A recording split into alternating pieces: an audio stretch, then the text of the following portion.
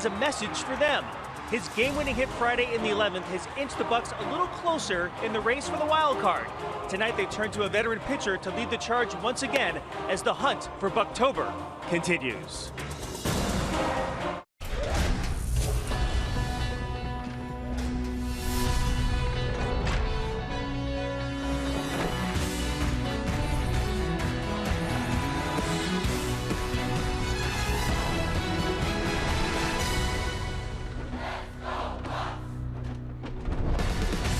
It was a thriller last night. The Pirates came back against Mark Melancon and the Washington Nationals. Sean Rodriguez's game-tying double with 2 outs in the bottom of the 9th inning. And then the rookie, Jacob Stallings, in the bottom of the 11th with 2 outs and the bases loaded. He won it 6-5. His first ever walk-off hit was mobbed by his teammates.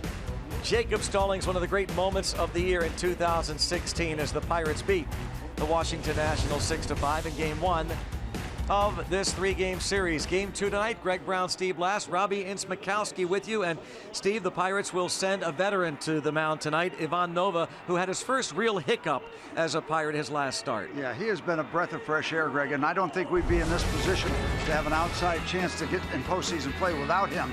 Yeah, the Reds beat him up a little bit in 3 innings, 10 hits. That's unusual for him, but who wins every ball game? He's been outstanding outside that one start against the Reds, 3-0, and especially very, very good here at PNC Park. So you look for him to get back on track. It is going to be a challenge because the Washington Nationals have a very strong up and down batting order. He's going to have his work cut out for him. Well, you'd have to say then that Joe Ross, the starter for the Nationals, has his work cut out for him, especially when it comes to facing the Pirates' number 3 hitter, Andrew McCutchen. He's got an 11-game hitting streak going. Yeah, that's a great chart to look at because you break it down. He's got 19 hits. Almost half of them are extra base hits. And look at 19 hits, 13 RBIs. So they're base hits that are counting. So this is just an example of Andrew being Andrew again, and you hope that he can run the table. That would be good for the Pirates to see. It would be great for Andrew to see. The Pirates continue to battle, stay involved in the National League wild card, 3.5 back as play begins tonight.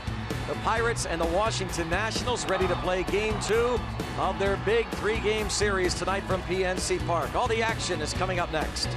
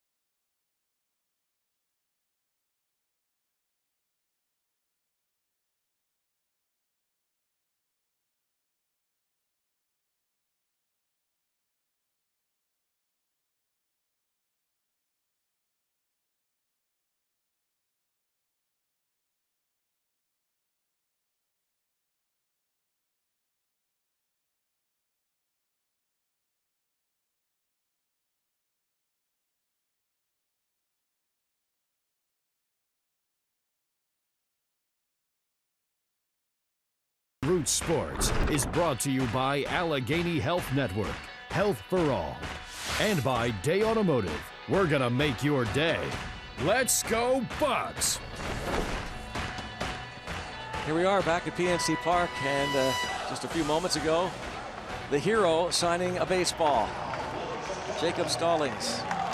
Garrett Cole gets his autograph on that baseball. What a night it was. And Ivan Nova hands a baseball to a fan as he makes his way into the dugout, and now live outside the dugout and ready to take the hill for the 10th time in a Pirates uniform and looking for his 6th win, amidst rumors that the Pirates have been involved in negotiations with Ivan Nova's agent. That's how good he has been. Right now he's concentrating on this Honda starting lineup. Dusty Baker's Nationals are 89 and 64. Trey Turner leads off. Jason Orth follows, and then Bryce Harper and Anthony Rendon. Wilson Ramos, a 5-game hitting streak. Ramos hit a big home run in the 6th inning last night. He'll be followed by Stephen Drew filling in for the injured Daniel Murphy. Ryan Zimmerman at first. Danny Espinosa, Joe Ross, the starting 9. Trey Turner, he has been very, very good. What an acquisition for the Washington Nationals. Terrific, terrific young baseball player at the top. Ivan Nova has been terrific. Also, his number is brought to you by Hyundai. Overall numbers 12 and 7. This will be start number 26. He's appeared in 30 ball games, given up 23 home runs overall, and that'll be a challenge with this long ball hitting Washington Nationals lineup. But he has been great, especially here in this ballpark.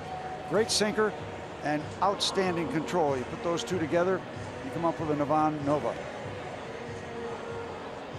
Honda defense behind him. Matt Joyce is in left field. Gregory Polanco banged his head up against the padded wall last night and left in the 1st inning. Andrew McCutchen in center. Josh Bell in right. Jung Ho Gung, Sean Rodriguez is on the left side of the infield, and John Jaso back at first base with Adam Frazier at 2nd. Francisco Cervelli is behind the plate for Ivan Nova. Pirates, as Clint Hurdle said before the game last night on his radio show, are on life support. Yep, that pretty much sums it up. They cannot afford a loss. They have any faint hopes even of reaching the postseason. 3.5 back. The Cardinals and Giants, and underway with a strike to Trey Turner, who was 1 out of 6 last night. His one hit was an infield single, a dribbler.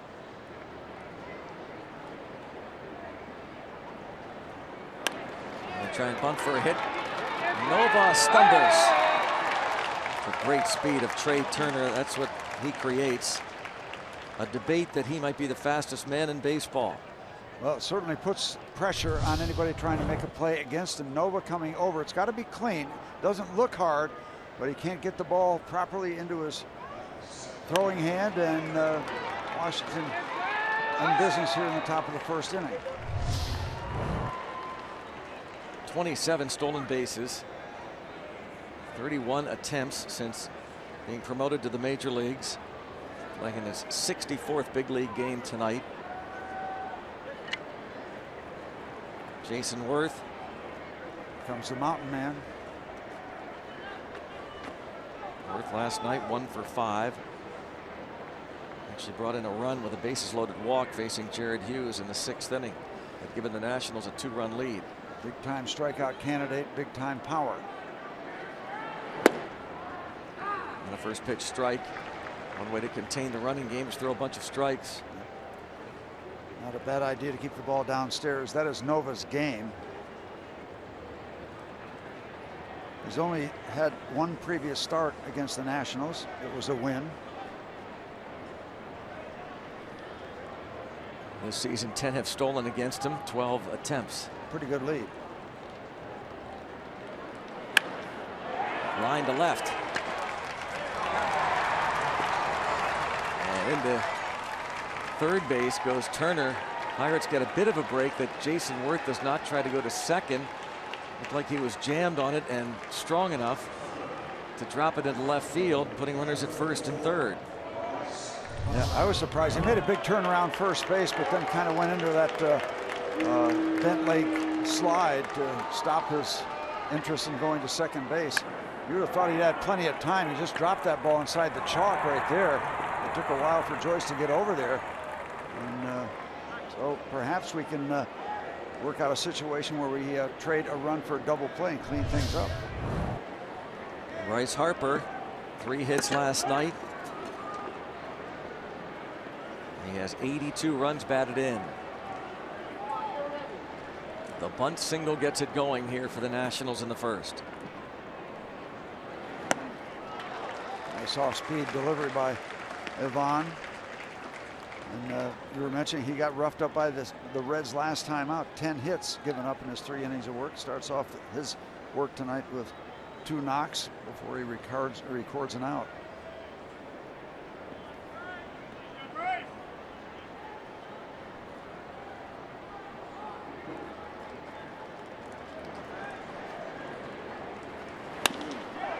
To left, plenty deep to give the Nats a 1-0 lead.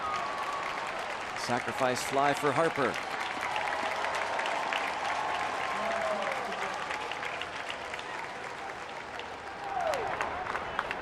Nova looks to limit the damage now. And Trey Turner has been a spark plug for this team. He's gotten rave reviews from his teammates, many veterans.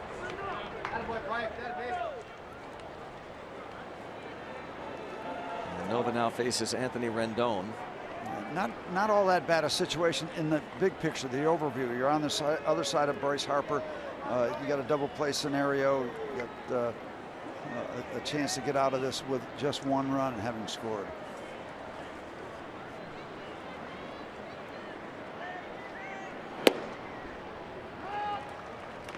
Mike Everett calling the balls and strikes. Calls that one a strike to Anthony Rendon. Would like to have that one back. That was center cut. Took it for a strike.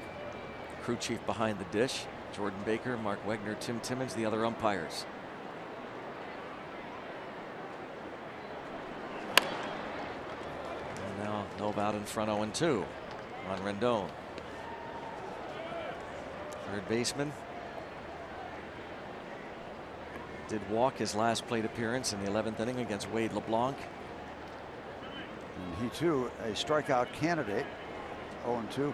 How about a night you'll never forget for Jacob Stallings? A night you will never forget. You don't have that many of them. Last night was one of them for that young man. Oh. 0-2. Yep. Breaking ball. Didn't break. Yeah. Rendon over 100 strikeouts. And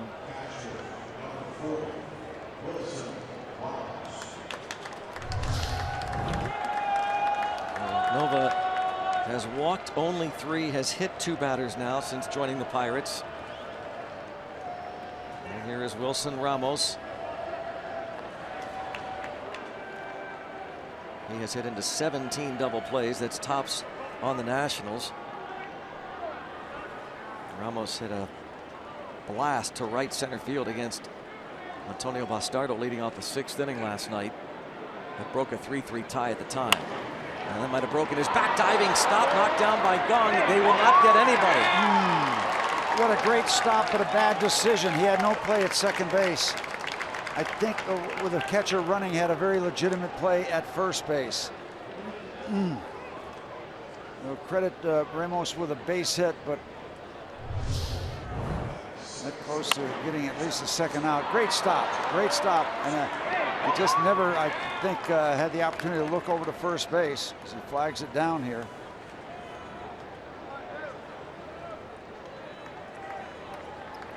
Boy, Rendon, credit him too. Hard hit ball, and he was going hard obviously, and slides into second ahead of the throw. And now here's Stephen Drew, a chance for the Nationals to bust out here against Nova and the Pirates in the first. Lefties are hitting .301 this season against Nova. Right-handed batters .249. Drew has filled in quite admirably for Daniel Murphy. We're talking about Rendon. Quick jump off the bag and conceding nothing. now you've got a distinctive turning point in this baseball game.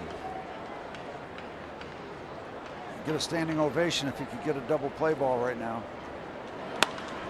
Line toward left field, long run, Joyce. It is a foul ball.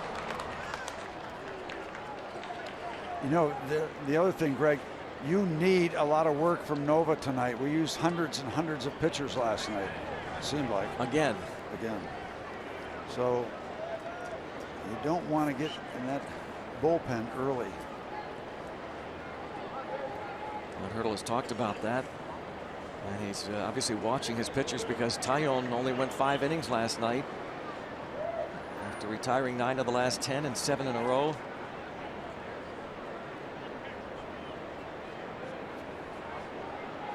So 1 ball, 1 strike on Drew.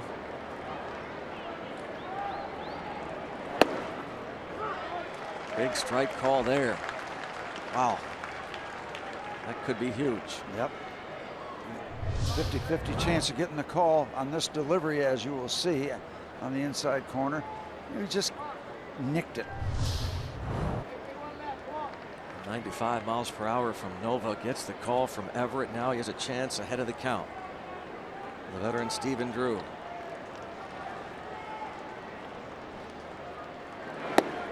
Almost got him to chase. Good looking pitch. It was a teaser, kind of a chase delivery, and you can take a shot with that. See if you can get the swing, and not that much risk. It's 2-2 with his good control. You can afford to take that kind of shot in that kind of situation. Didn't work there, but his control is good enough where he's still feeling decent. Drew is 3 for 6 in the past against Nova, and now it's 3-2. Drew and Nova were teammates with the Yankees parts of the last 2 seasons. Ryan Zimmerman awaits on deck. Again, he has walked only 3 batters in almost 56 innings. And now it's 3-2 on Drew. Oh my, line right up the middle. In a wave, 2 runners home. 3-0. And that was a fastball, and Stephen Drew has been around long enough to know that he's 90% chance of getting a fastball. He got it, and he crushed it in the middle part of the strike zone. And that ball just whizzed by the head of Ivan Nova and the Nationals out in front. Watch this, just right over his head. Blistered. Looking for a fastball, got it, cashed it in.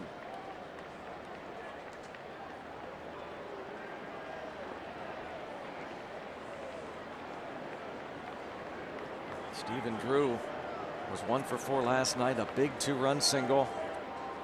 An absolute bullet. Worth and Rendon score. McCutcheon's throw hits off the side of the mound.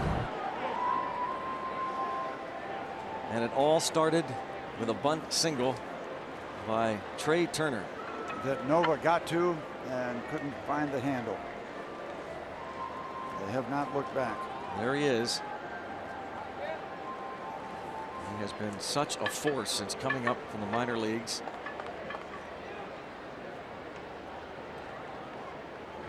Max Scherzer was recently quoted saying that what he's doing, he's as valuable as anybody in the clubhouse, Trey Turner. And he said no disrespect. Don't take anything away from Daniel Murphy or Bryce Harper or anybody else for that matter, but just giving credit where credit is due to Trey Turner. A spark plug plus. It's a spark plug, a complete transmission. 0-1 on Zimmerman. He had 2 hits, scored 2 runs last night.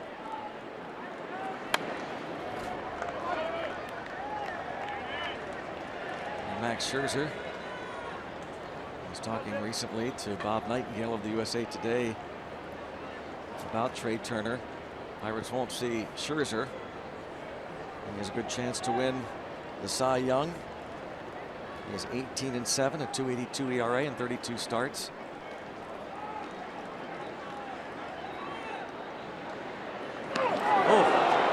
He is hit and the bases are loaded.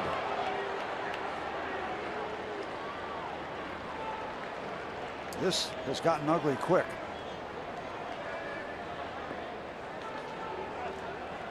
Yeah, you come into this thing and you're not going to see Scherzer, you're not going to see Strasburg, you're not going to see Daniel Murphy. And they won last night, but it's going to be all uphill tonight.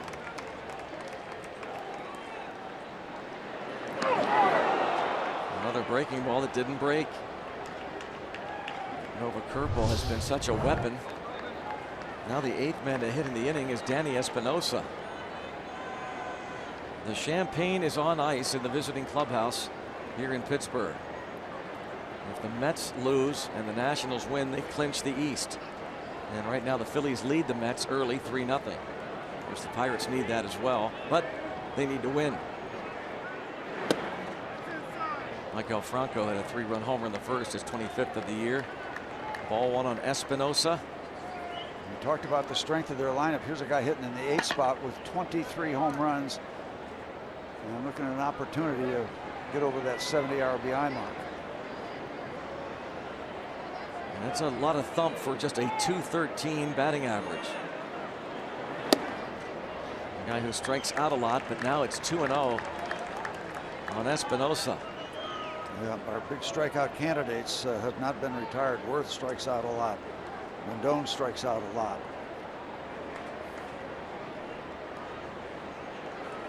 Espinosa has struck out the 4th most times in the National League.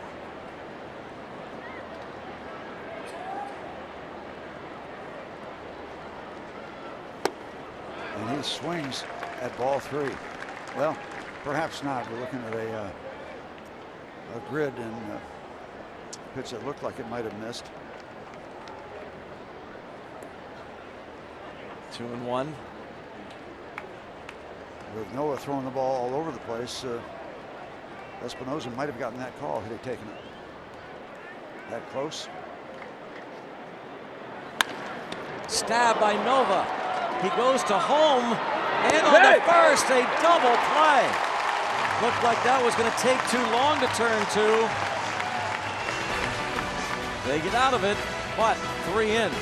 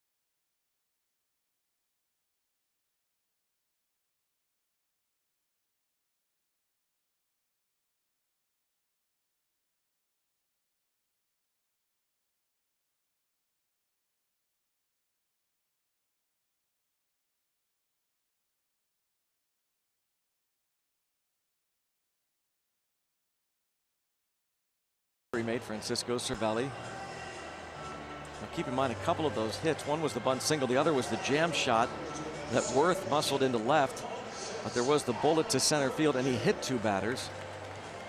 Ramos reached on the infield single that was knocked down by Jung Ho Gong. Boy, I was hoping that this call would hold up, and Dusty Baker says we're not going to look at it. Nova almost looked at second. I'd want to say throw it. Yeah, do one or the other. Yeah. I think it's going to take too long at second base. He did the right thing eventually. Bang, bang play at first. And then a double clutch by Cervelli. There's a lot of stuff going on. The Pirates get back in the dugout. See right here, that foot's coming down. I'll tell you. Ball in the glove maybe just before the toe hits. The Allegheny Health Network Super Mo. They're talking Tim Timmons, Mark Wegner, Francisco Cervelli talking to Ray Searage. Well, it's kind of how we started last night, down 3-0. RAV4 starting lineup for Pittsburgh. It's Adam Frazier leading off with Josh Bell hitting second and Andrew McCutcheon in the 3-hole. Jung Ho Gung hits cleanup. John Jaso returns to the lineup. He's at first with Sean Rodriguez at short. Matt Joyce, Francisco Cervelli, Ivan Nova.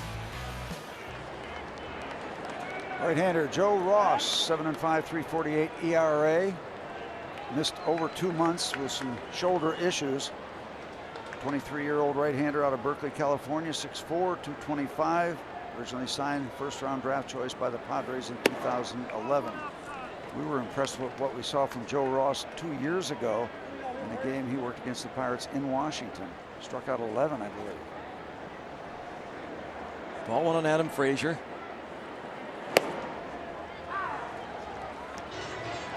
He came back off the disabled list. His first outing was a minimal amount of work, just 3 innings, giving up 6 hits and a loss to Atlanta, coming off that long stretch of inactivity. Didn't walk a batter against the Braves in those 3 innings of work. That was 6 days ago. 2-1 on Frazier. We'll see if Adam can get something started the way Turner did.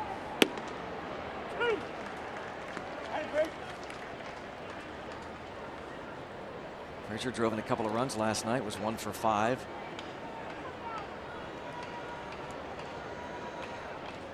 Started the game at second base, but Gregory Polanco left in the very first inning, so he went out to left.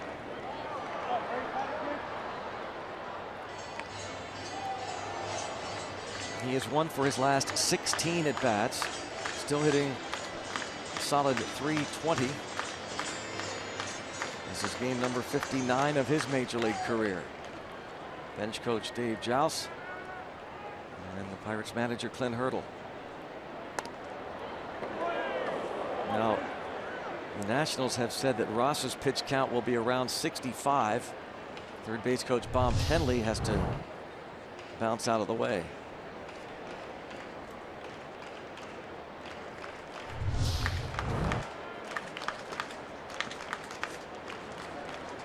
So we'll be watching that pitch count,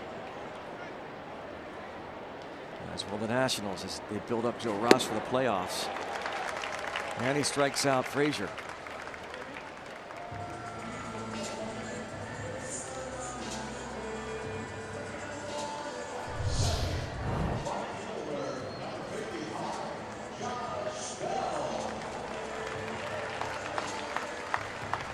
Ross with 85 strikeouts in 99 innings.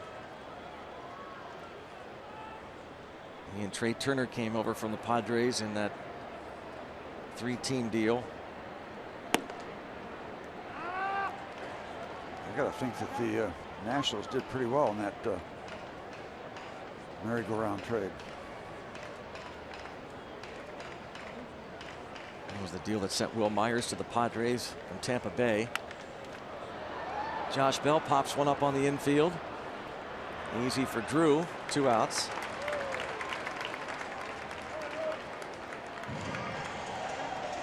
And our Rivers Casino tips to win as Andrew McCutcheon steps to the plate. Well, here's the man.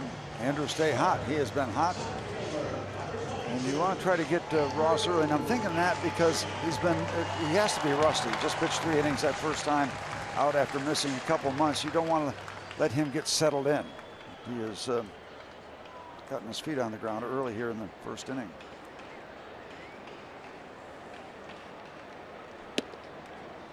Younger brother of Tyson Ross of the Padres. Strike on McCutcheon, who has that 11-game hitting streak. Joe Ross, 6'4", 225. He can get the ball to home plate in a hurry. Very impressive fastball. And the breaking ball. 0-2. Doesn't look too rusty.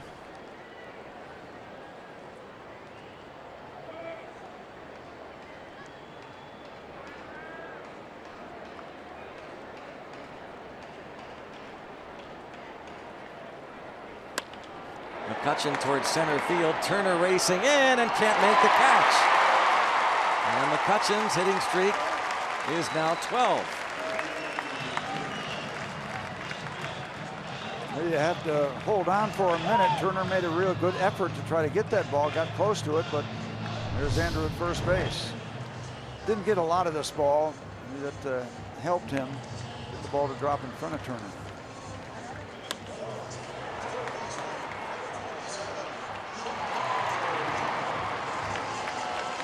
See how close he came to it. Yeah. A little shy, about a foot. McCutchen now 1 hit shy of 1,300 in his career.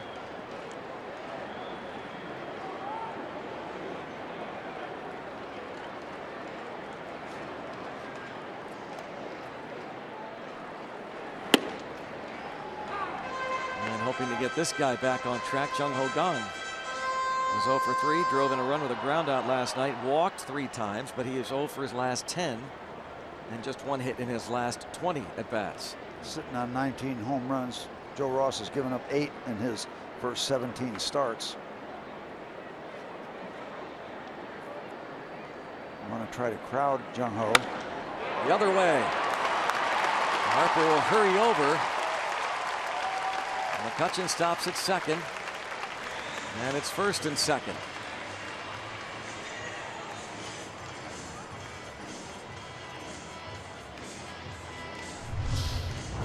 They set up inside. Kind of sliced it out to right field.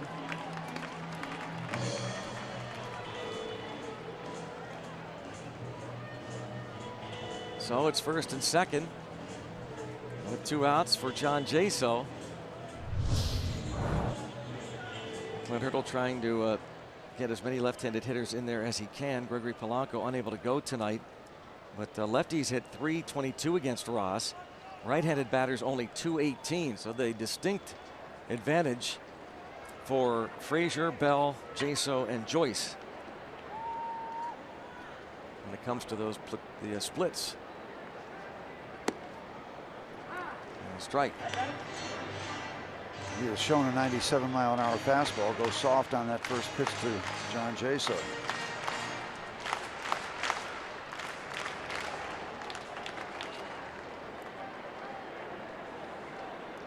Little 2-out offense.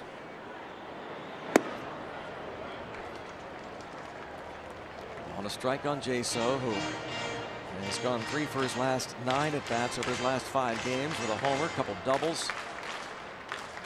He was announced as a pinch hitter in that wild game last night, but was not used. Jordy Mercer ended up pinch hitting for him in the 7th inning. Checks. 2-1. And 3 deliveries that did not involve the fastball. So when you see that, you're thinking, well, the plan is not to give him the heat. Thinking he is going to be sitting on a fastball. A couple of sliders, maybe a changeup.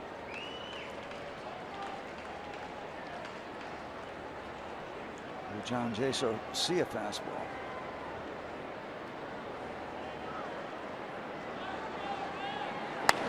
Ripped, but caught.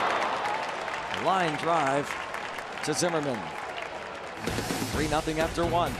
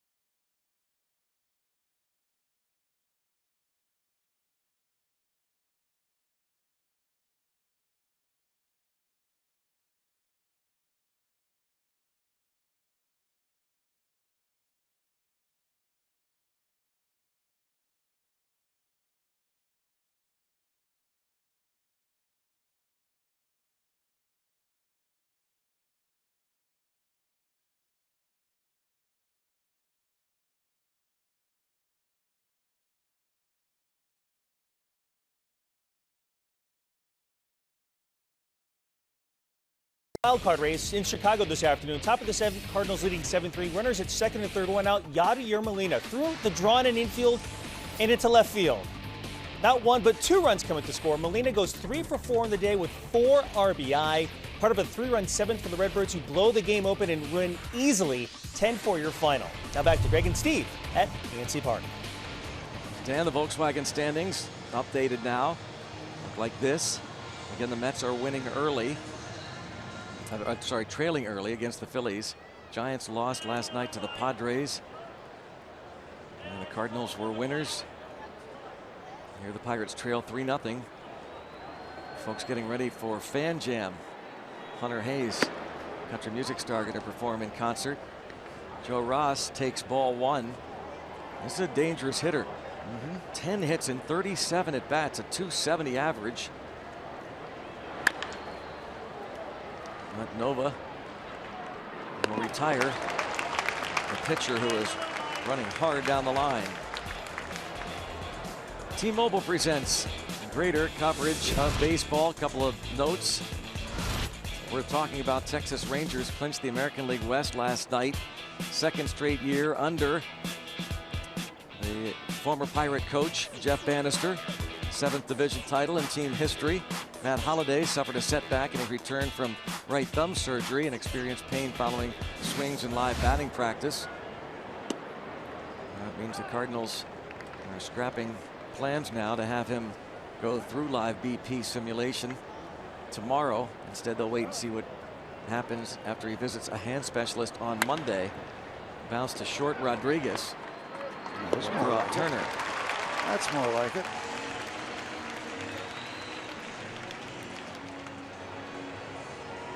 And a congratulations to former Pirates bench coach Jeff Bannister.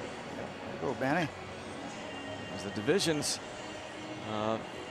not a lot of suspense, but because baseball has the wild card, a bunch of teams still involved. The American League, Toronto, Detroit occupy the 1-2 spots. Baltimore within a half game. And believing in Bucktober again, folks from Bradenton. Pirates 3.5 back.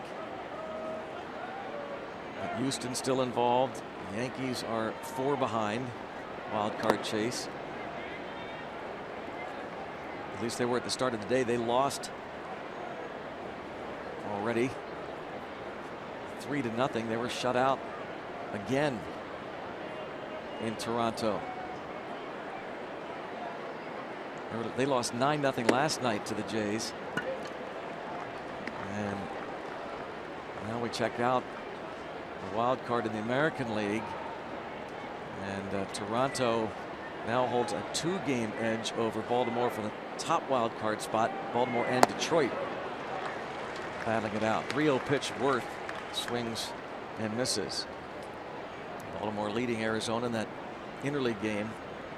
Back-to-back shutouts for the Blue Jays against the Yankees. Worth drives one deep. McCutchen will play it off the wall, and Worth into second base for the double.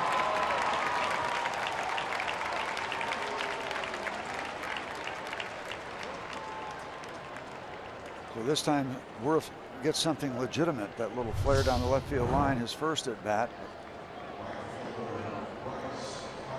On the outside part of the plate, gets it pretty much straight away.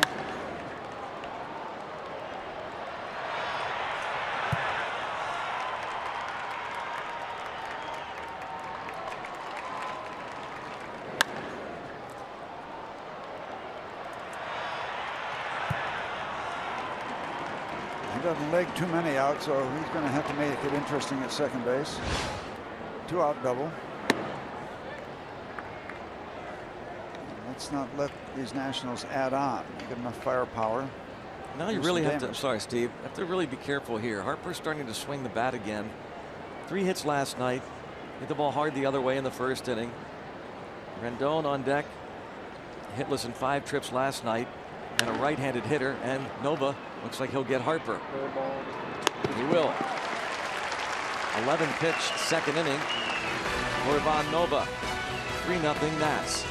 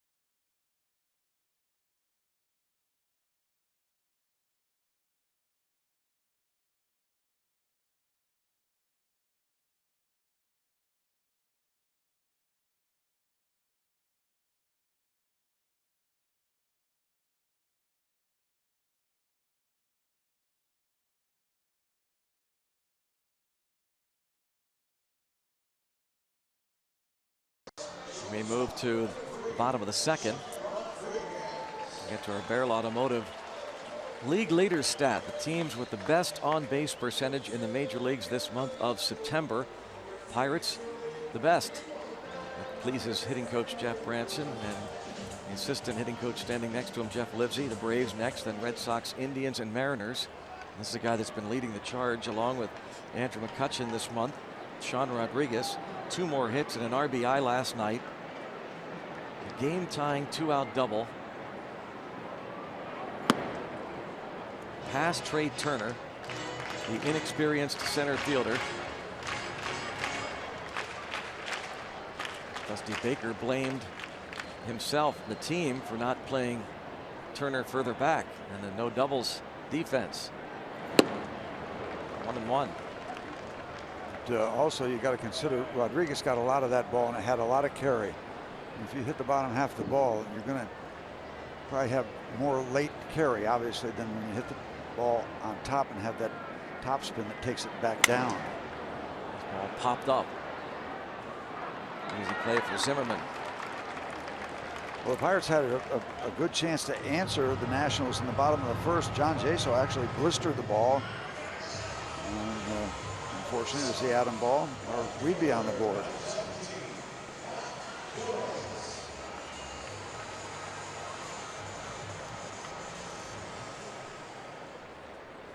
Comes up Matt Joyce.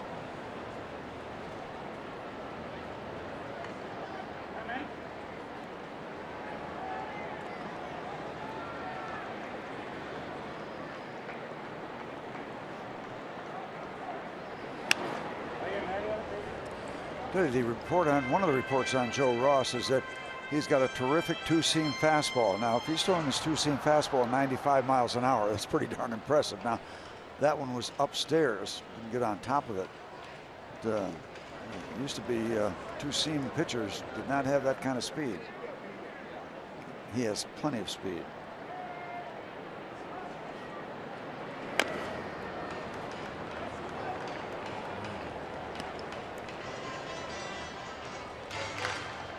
Gregory Polanco not in the lineup tonight.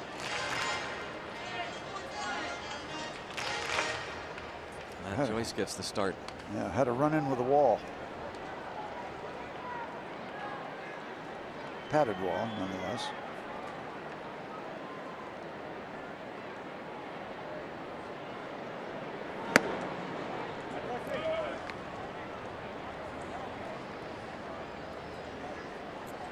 Chris Stewart is with the club now after undergoing knee surgery. He came into the clubhouse on crutches yesterday, returning after surgery early in the week.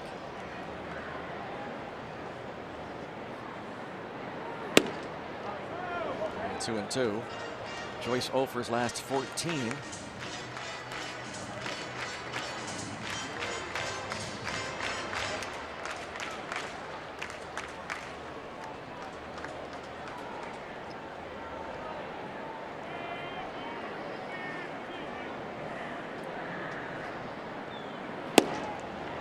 Strikes out looking. Picks up that inside corner. His second of the night. Bring the family to PNC Park tomorrow. It's the last Kids Day of the season. Buck Snatch 135. All kids 14 and under will take home one of these drawstring bags, courtesy of Dick's Sporting Goods. It's also Fan Appreciation Day. You can win autographed items, 2017 season ticket memberships, or shirts right off the Pirates players' backs. Get your tickets at pirates.com for the final Kids Sunday tomorrow.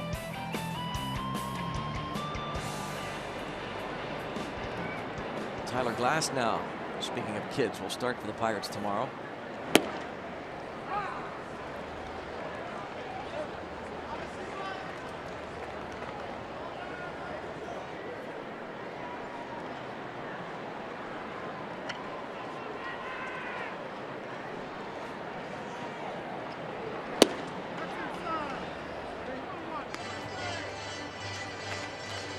Tyler Glasnow will return to a starting role, coming out in relief recently.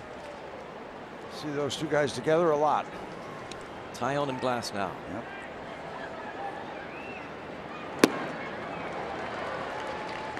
I had a chance to sit down and talk with Jameson Tyone, the pregame show tomorrow on the radio side.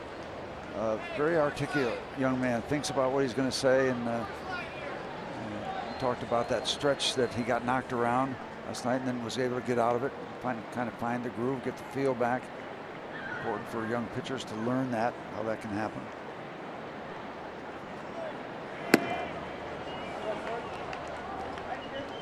Tyone will start on Wednesday. The Pirates went through the rotation against the Cubs today. Chad Kuhl starts Monday. Ryan Vogelsong on Tuesday. Then Tyone and Nova.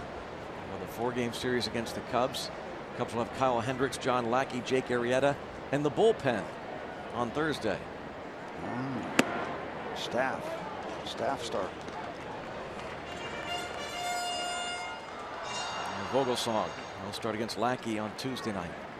Standing next to Dean Traynor, the manager of the AAA Indianapolis Indians. I imagine he was as happy and as proud as anybody last night when Jacob Stallings delivered the game-winning hit. Dean Traynor getting a chance to see a lot of his players who helped Indy this year. Ball dropping into right. Cervelli soft serves it for a base hit. He's reached base safely now in 11 straight games. Remember when that was the trademark of Freddie Sanchez? Got him a batting title one year. A little soft serve to right.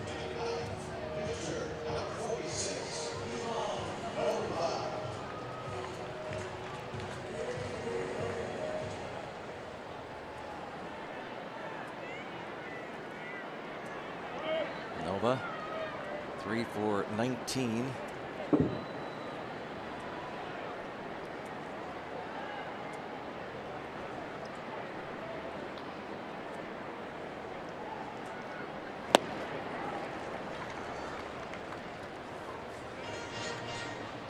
A 158 average for him.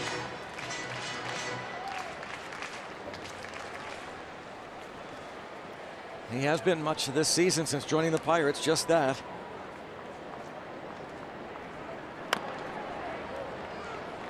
We're going to try and battle Ross. 0-2. Jameson Tyone helped himself. RBI single last night. Was a big part of the game.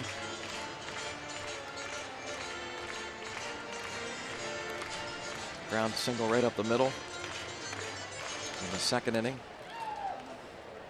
Tonight after postgame, a special feature on Ivan Nova on Inside Pirates Baseball.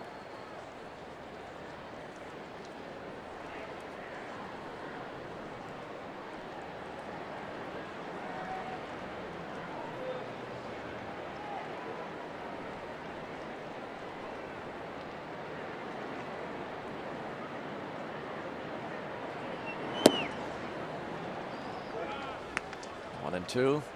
At least make Ross throw some pitches. As we said, look for about a 65 pitch limit tonight as he gets built up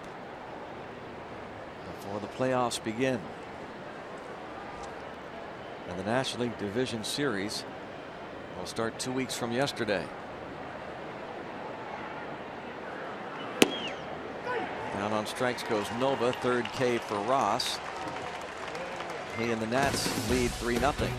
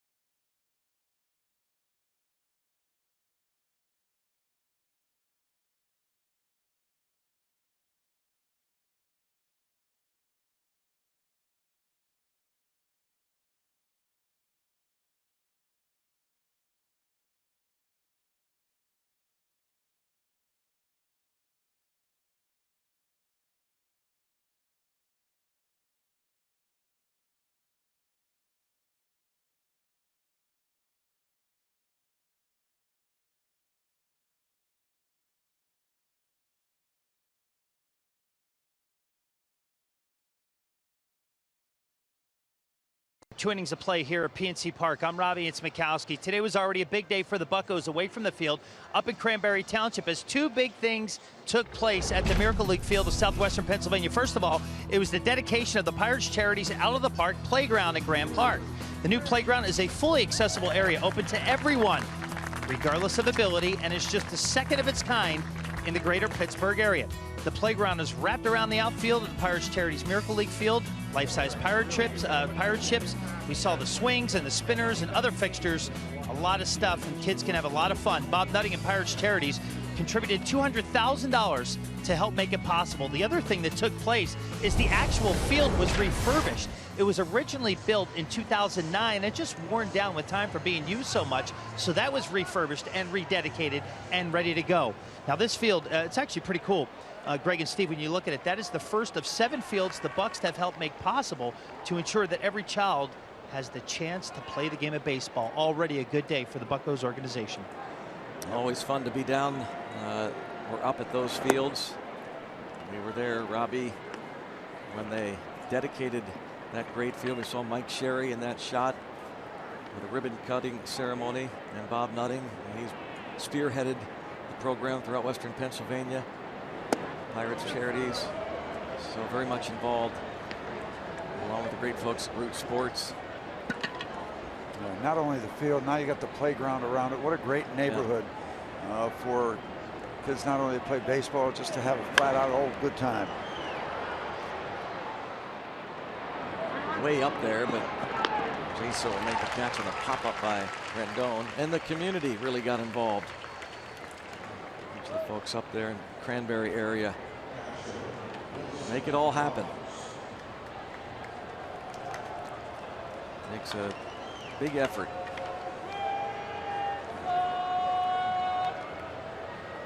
Now Wilson Ramos hit a one-hop smash to the left side of the infield, and Chung Ho Kang could only knock it down. If he fields it cleanly, they get at least 1, if not 2. Ball was knocked down. He picked it up and threw to second. Anthony Rendon beat that throw, and they went on to score 3 first-inning runs.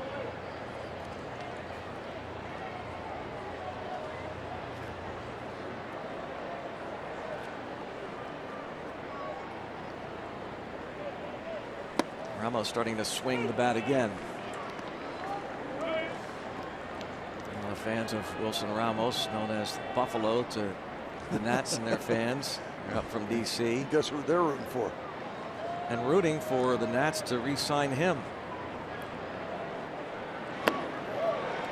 Down on strikes, but reportedly the Nationals offered him a 3-year, $30 million deal last month. He declined it, and around that time he started slumping. He was hitting .336 back on August the 10th with an OPS of .933, and then over the next month hit a .172. Over the next 3.5 weeks, OPS dropped to .478, and he admitted that that had been on his mind. He was distracted. Those discussions. You go into that kind of fade, and the offers go away, and it's all about timing. Take the money and run. It's out there.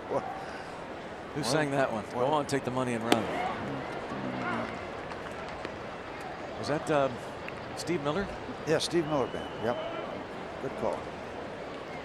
Take the money and run. He did a concert here, what, a couple years ago? 2-3 years ago. Base hit for Stephen Drew. He's 2 for 2.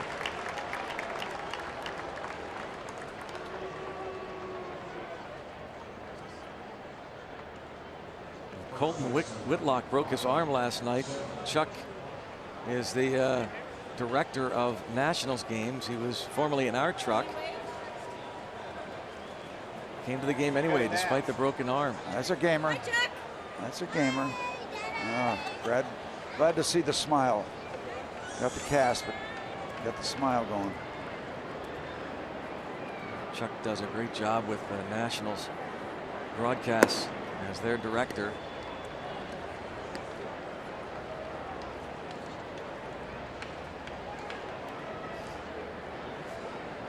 Kids are so resilient. It's unbelievable. They break a bone or have sickness, You still see that smile coming through. It makes everybody feel good.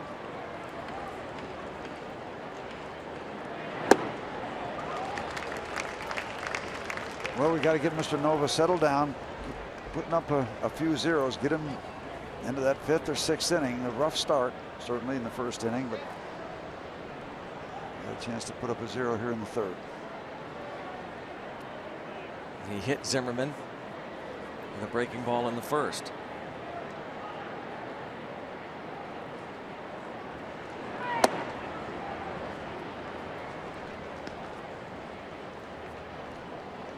Almost get a feel. It's like Tyone was throwing last night. Didn't walk anybody. He was throwing the ball all over the place without issuing walks, and it looks like Ivan is doing that. He hasn't found that flow, that smooth groove.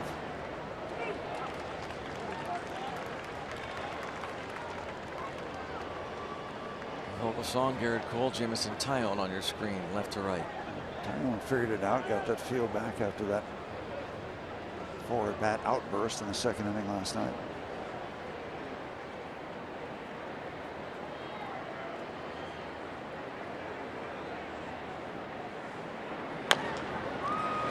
Cervelli takes care of it. And another scoreless frame for Ivan Nova.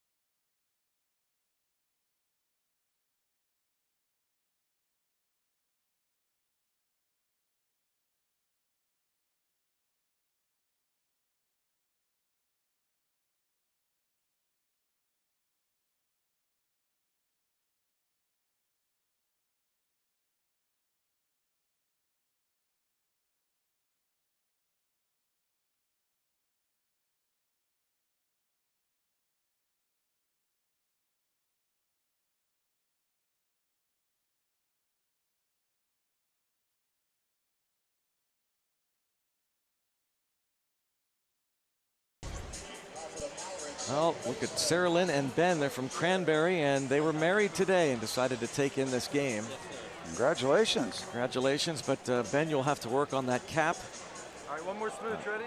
I don't know why 1, 2, and 3. Sarah Lynn has a Nats cap on, so maybe she's got some DC ties. I think he's busy right now. I'll check with him later. Yeah.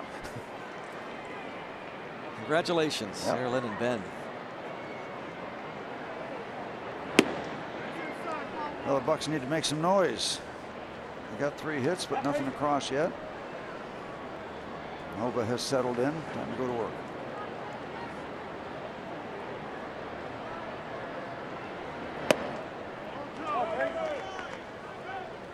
To O'Connell and Frazier. Second time through the lineup for Ross. Who started the year 4-0 before things got a little challenging for him, shoulder-wise.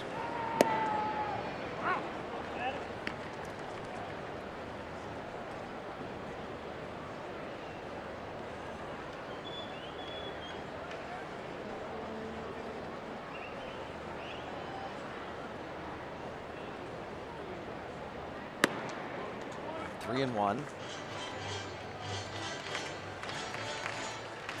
Ross had 13 starts last year when he was called up. Won 5 ball games. About 76, 77 innings his rookie year.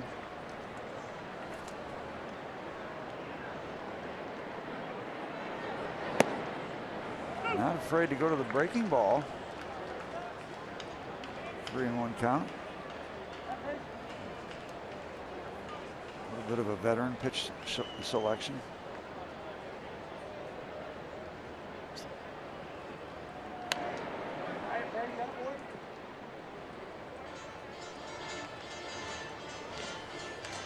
Stays 3-2.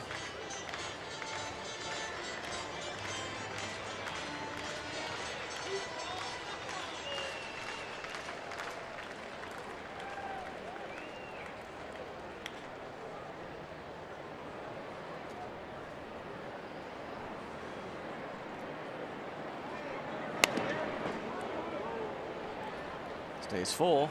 Still not afraid to go away from the fastball. Full count delivery. Adam was looking for the fastball. Way around early.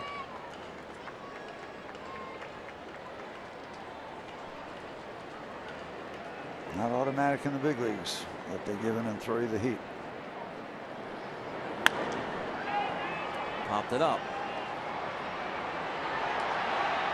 Oh, a little snow cone, but Espinosa gets out there behind Rendon to put it away.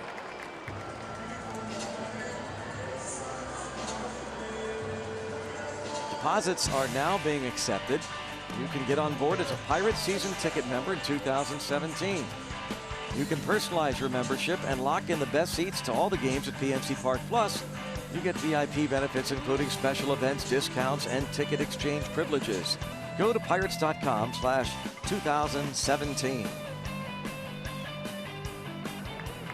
It's kind of an early autumn look. Yeah, not bad, really. Black and gold. Yeah. Black and bright gold. High drive to deep right field. Is it enough? And clear the deck. Cannonball coming for Josh Bell. His third. That's the way you make some noise. You wake everybody up, get the fireworks going, and get on the scoreboard. High fly ball. That young man has enough strength to get the high fly ball over the fence. There. Wake everybody up. On the board.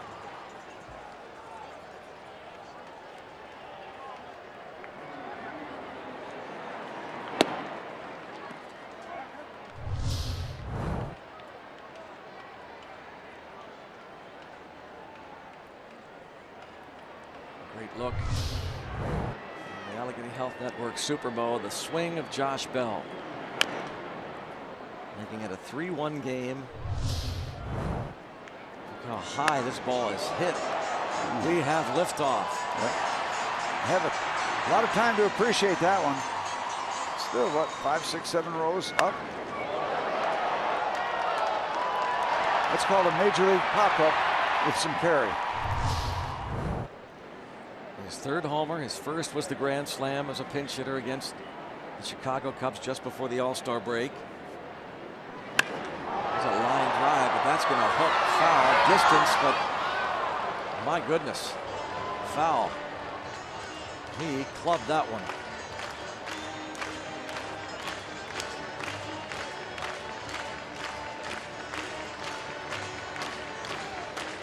Number 9 given up by Joe Ross. Shot from Josh Bell. Bell's first 2 career home runs were against the Cubs. That one here at PNC Park and then at Wrigley. The end of last month.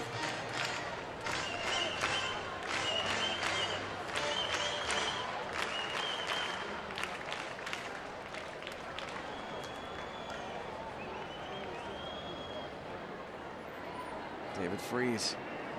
Congrats. Ross comes back to strike out McCutchen after that hard hit foul ball.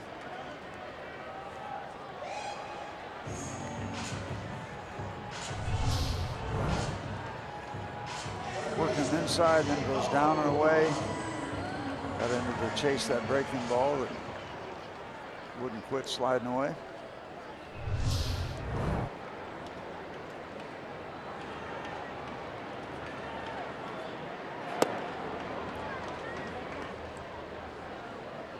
Oh, Gung dropped that ball into right field for a hit in the first.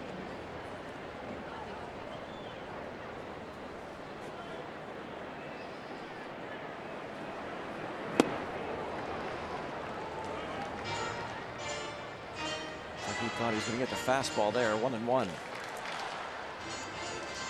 If you keep this young man healthy, there's a lot to like about him. He was a first rounder.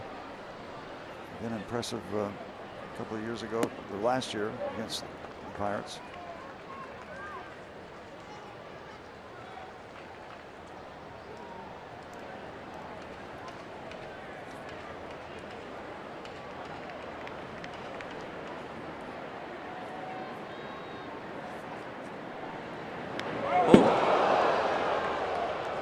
Gung hit by the pitch.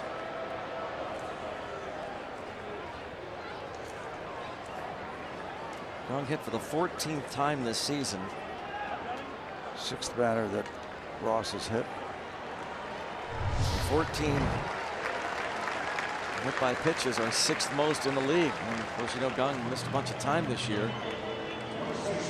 He's just a magnet. He gets hit a lot.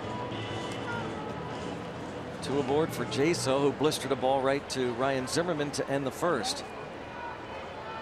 You wonder if it has anything to do with the fact that many times Gung is up on 1 foot in the middle of his swing. Harder to get away. You wonder if get out of the way. It makes it more difficult for him to move the various parts.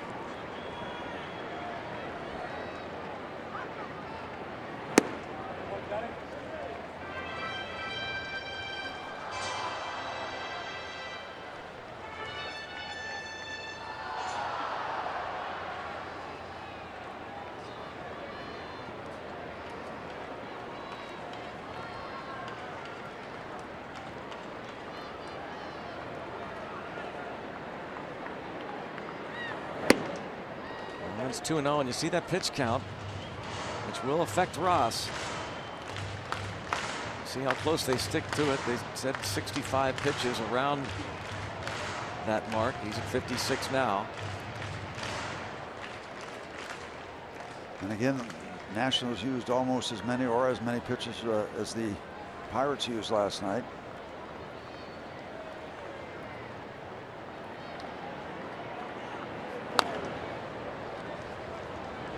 2-1. The Nationals have 15 relievers listed on their lineup card. Yeah, they've got 2 different benches out in their bullpen. They got one right in back of the home run wall, and then there's a back bench. That's full of personnel. They're trying to outflank us. The lineup charts are just filled with names. There's all kind of personnel. To center field for a base hit. Jaso has hit the ball hard twice. 2 on with 2 out. And it brings up Sean Rodriguez.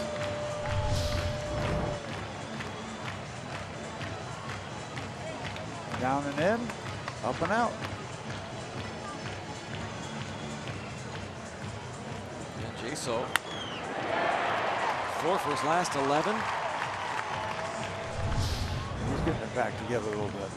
And it just seems like we're down 10-1 because all that mess in the top of the first inning, but we're only 2 runs away, and now Mike Maddox is going to make a trip out to the mound, and he'll have that right arm up on somebody's shoulder. He'll get that hand up there on the shoulder. I think the right hand on the left shoulder. Yep. There you go. That's Mike. He made 3 trips to the mound in the first 3 innings last night.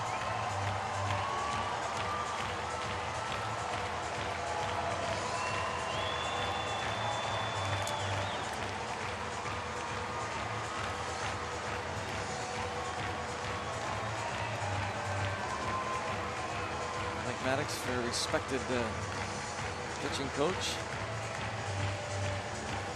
You wonder if he and Greg talk much pitching during the offseason. I bet you that's all they talk. Yep. Right? Family functions. Yeah, when they're not playing golf together. Yeah.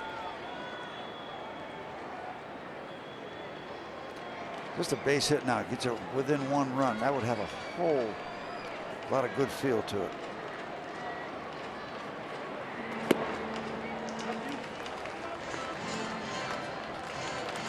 There's your answer, Greg. Activity. Look who you know that Burnett is. Yep. Not AJ. Sean Burnett. Saw him in the tunnel.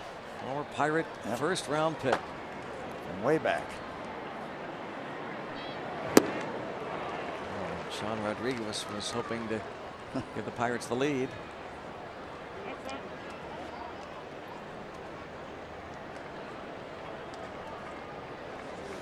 Took a big swing at a perfect pitch.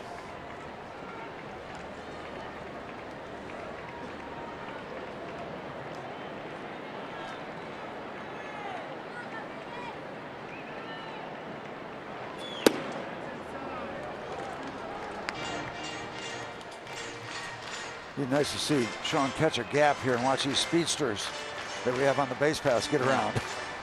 You know, I hope that he catches a gap and it rolls to the notch. It's the gap out to Federal Street. That's right. Yeah.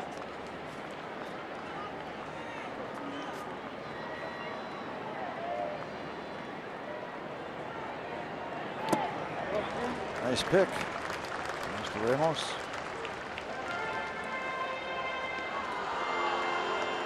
I wonder if that's a $10 million a year pick. Pretty good month of September for the co-National League Player of the Week award winner last week. He has driven in 16 runs over his last dozen games.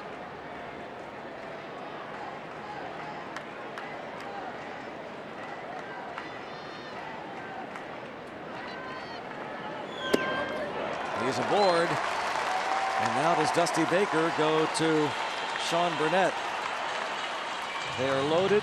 You see the pitch count at 63, and that will be it for Joe Ross. Well, coming back off that serious shoulder issue that kept him out over 2 months, that's going to be it, Mr. Ross. He will strike out 4 in 2 2/3 innings, hit a man, walked a batter, gives up the home run to Bell. Pirates have them loaded.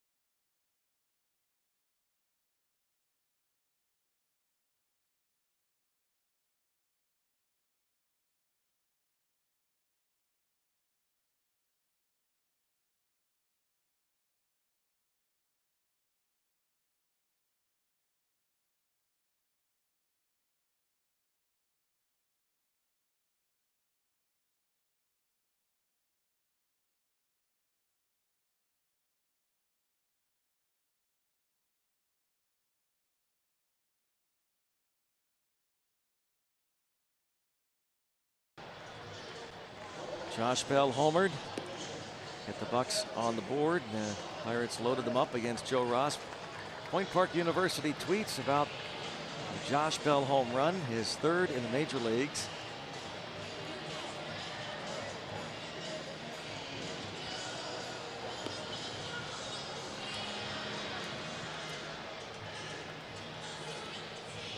Josh Bell. Nice to hear from Tab Douglas, huh? Yeah. Good buddy. From our flagship radio station, 93.7 The Fan. Okay. Sean Burnett, an old Pirate first rounder back in the year 2000. And you talk about maybe Joe Ross being rusty. Sean Burnett going through the pitching miseries, arm miseries for basically the last 3 years, 15, 14, and 13. Just his 7th appearance here this year. Continues to fight his way back from injuries. Tommy John surgeries, plural. He had Tommy John surgery when he was with the Pirates. Missed off 2005. Another Tommy John forced him out all of last year. He was back. 19th overall choice 16 years ago. And kind of second go around with the Nationals from 2009 to 12. Kind of a crossfire delivery now, steps out toward first and comes back around. And you see a lot of throwing across the body from right-handers. And you see it from lefties too, especially lefty against lefty. Try to come down kind of the direction of the first baseline to get that front foot to give way a little bit. Line to right field. It's going to carry out though to Harper. The Pirates have hit some line drive outs. The one high towering drive was hit out by Josh Bell, getting the Pirates on the board. It is a 3-1 game.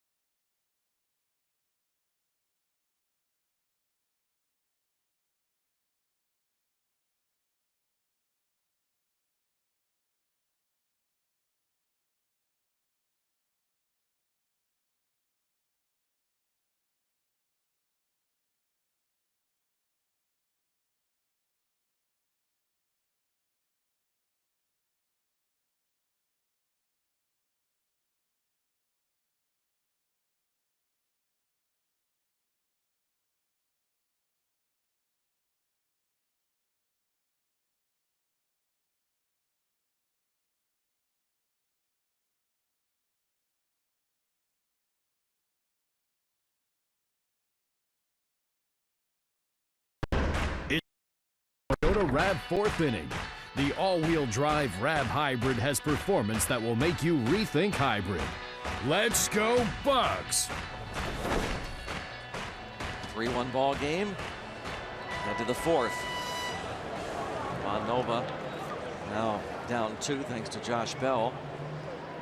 Pirates right fielder tonight. That home run over the Clemente wall. Nova facing Danny Espinosa, got him to hit into an inning-ending 1-2-3 double play, and this ball bunted. Another hit.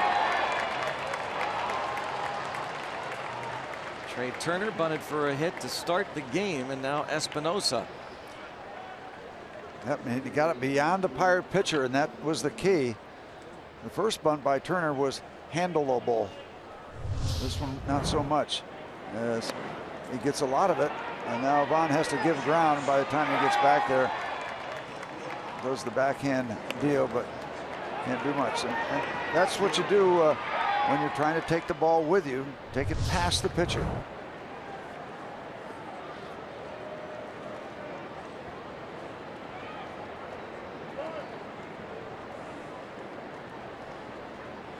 Pinch hitter's Brian Goodwin. Rookie Goodwin.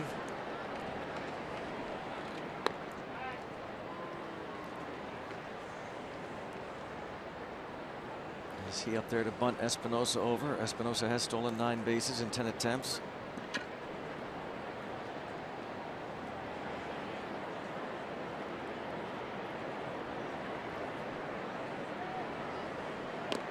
Gets it down. He can run. And confusion at first base. And the ball into right field. It looked as though Cervelli looked up right away and saw that no one was at first and tried to hold the throw.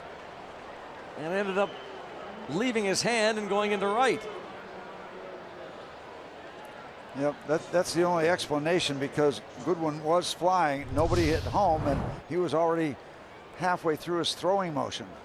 From a different angle. Jaso started to go back to the bag, and then he saw Frazier going over to cover and decided to back off. Frazier hadn't gotten there. Yeah, that was it. You could see right on that great shot, Cervelli tried to hold the ball in his hand when he saw that no one was at first, but it was too late. Hit in an E2.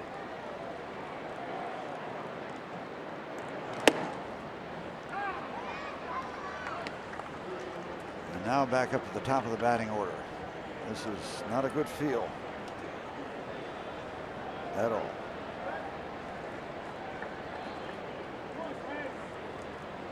Infield a double play death, but Trey Turner can fly. And he can bunt with the best of them. We saw that already.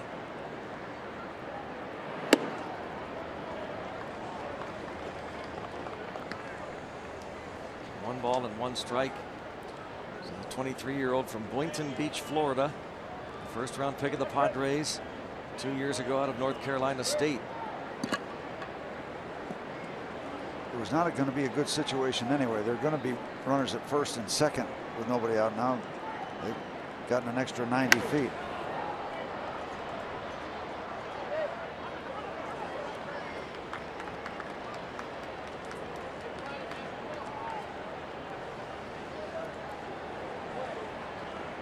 A couple of strikes on Turner, but not what you call an ideal strikeout candidate. Handles the bat very well.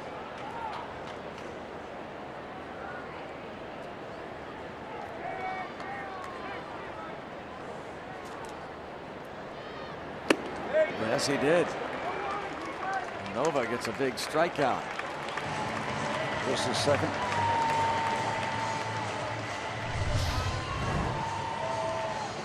Up and in. Tries to hold up and can't. That could maybe work out to be a huge strikeout. Turner down on strikes, first and third, 1 out. Rodriguez joins Cervelli and Nova on the mound.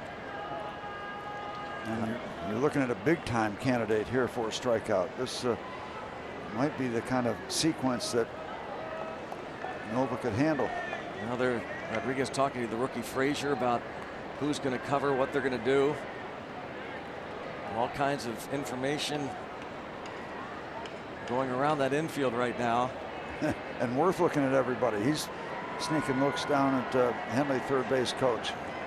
Goodwin can run, though he hasn't stolen a base in the big leagues yet.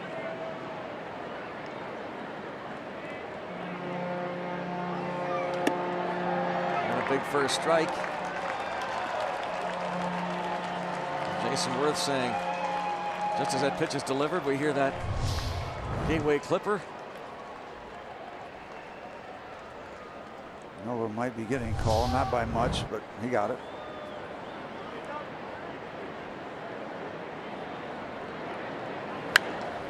Popped them up. And it's going to be back and out of play.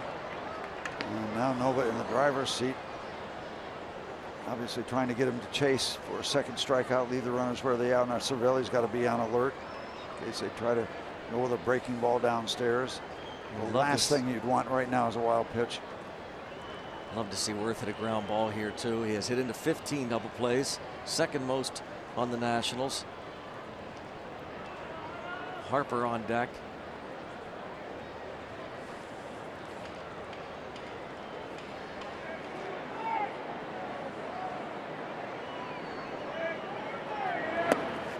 Here's the try for the chase downstairs. No sale on that one, but still. A couple of pitches to work with before it gets real serious.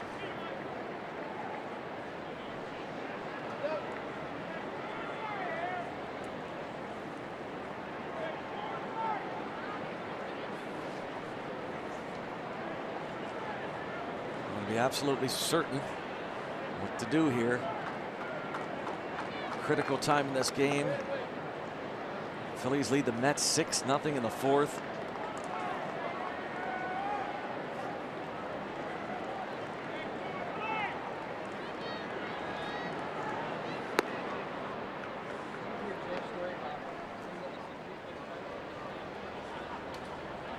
Would they even throw down if Goodwin took off?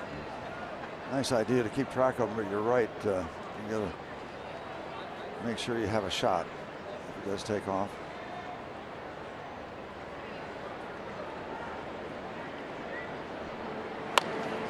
That's not a double play ball. Play at the plate, maybe. No, safe there. Ball gets away, and Goodwin winds up at third. Now, Worth thought about going to second and holds on. What have we had? 3 of those kind of in-between plays so far in this ball game, and none of them have worked for the Pirates.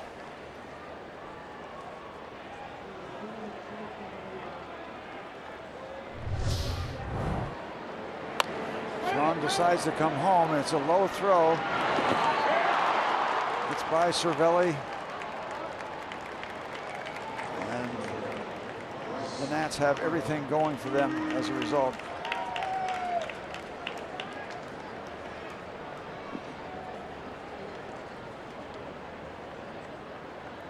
See, he's out if Cervelli can hold on. A one hopper. And now it's a 4-1 ball game. A little off balance throw. Rodriguez knew he had no chance at a double play. And it's still first and third.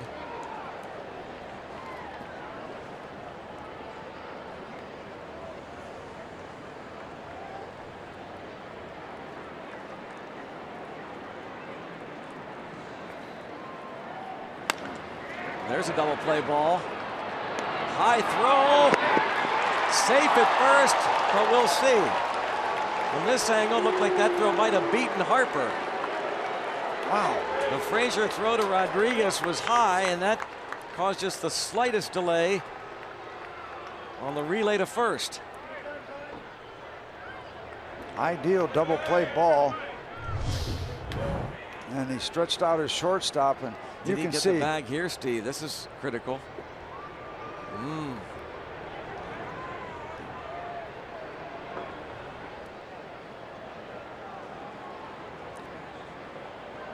Might have be problems out at first, but he might be safe at second. We might see 2 challenges. Pirates challenge the play at first, and then the Nationals challenge the play at second. This could be wild. Clinton Hurdle is still waiting. Here's the slow look at the first base play. Does this throw beat Harper? I don't think so.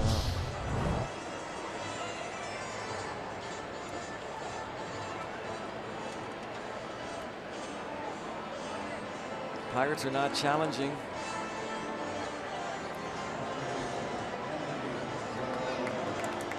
Well, he must have called him safe at second. That's a heck of a job by Mark Wegner to have seen that. Wow, I thought for sure he had called him out at second, but he must have called him safe. I don't know how in the world he saw that. We could see how high Rodriguez goes and doesn't come back down on the base, comes down beside it. He's up. Watch the umpire. Does he make the safe call? Well, apparently he did, and it's 5-1. Well, this has been a mess. Yep.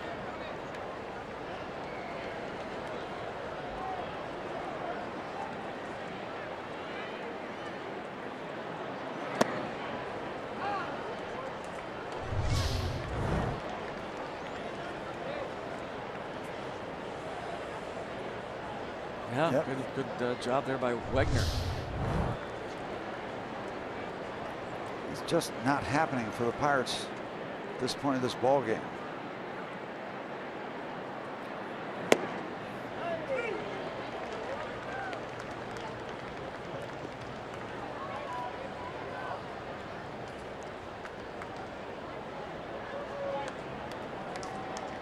We've had 3 errors already, 2 in this inning.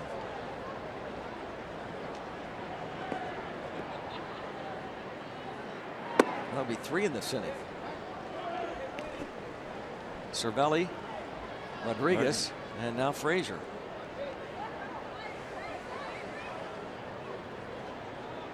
Is that a total of 6 outs we're giving them?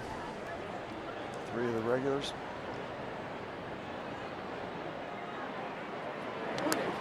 And now a wild pitch.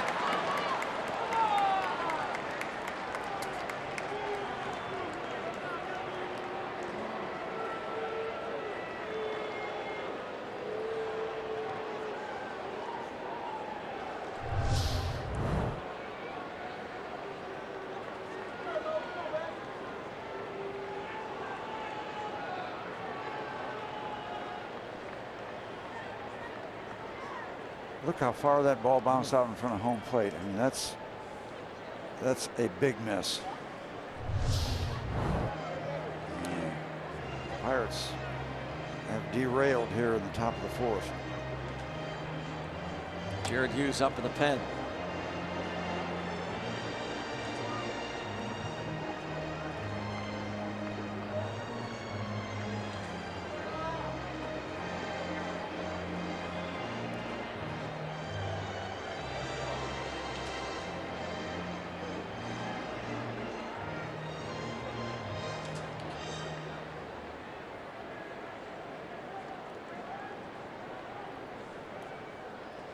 Check on Francisco Cervelli's health.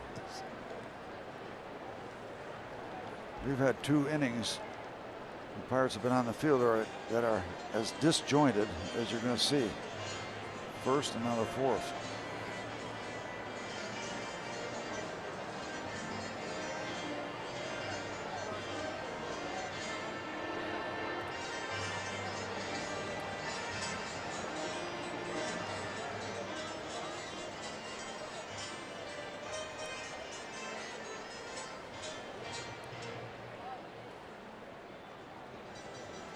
Ben Potenziano,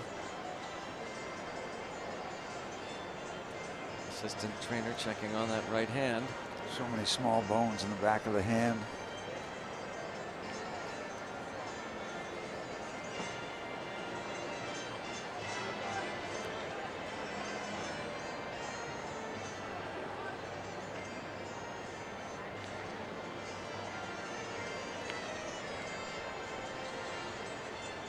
See if he can throw.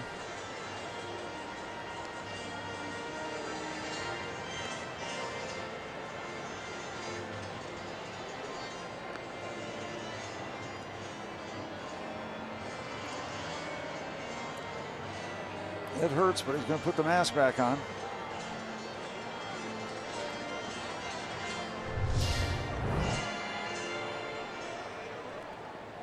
See where the contact is. Ouch. Right at the bottom of the hand.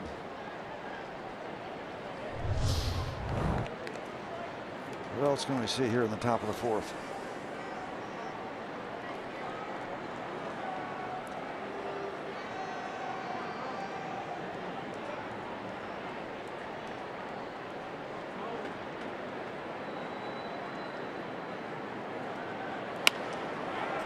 Fly ball to shallow left field. Diving catch made by Joyce. Heck of a play to get the out there. And then a desperate throw to the infield. Sacrifice fly for Rendon makes it 6-1.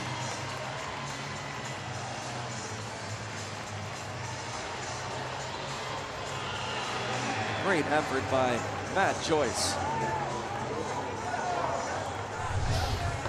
It takes this kind of effort to record an out in the 4th inning.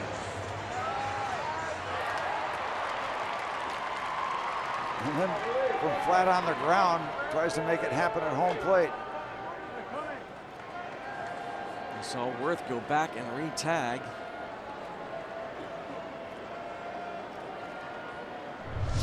there's really not much you can do with the throw in that position. So Worth, he did the right thing. I mean, this is fundamentally correct. Go back. And a chance to get him.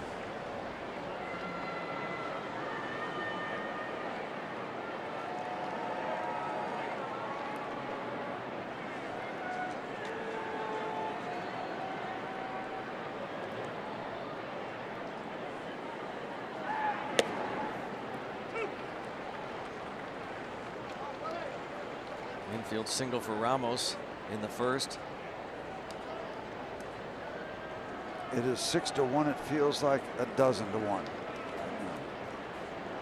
5 men to the plate, or 6 men to the plate, and only 1 ball has left the infield. It was that sacrifice fly by Rendon.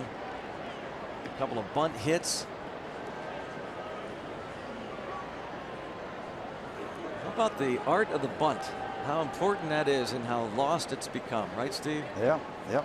It's a really lost art. That's, you could point right to the bunt as to why they have this lead.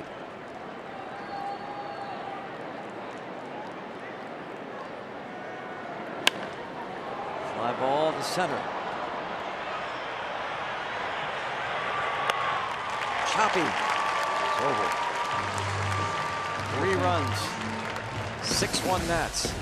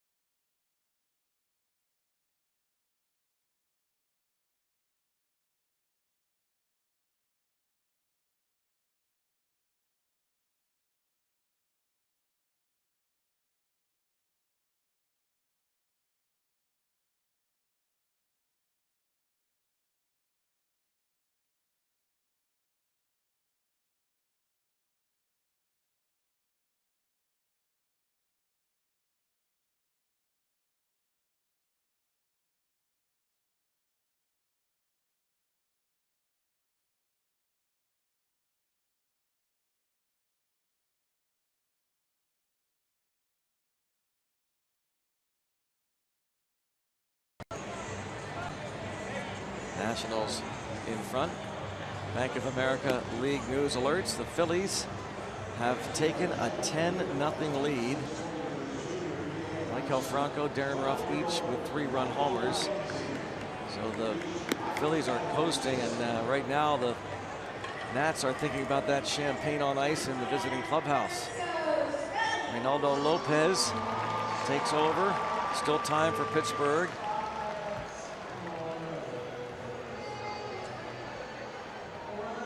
Francisco Cervelli leads off against the rookie Lopez, his 9th appearance. He has made 6 starts. Sean Burnett got his man, so it's Ross, Burnett, now Lopez.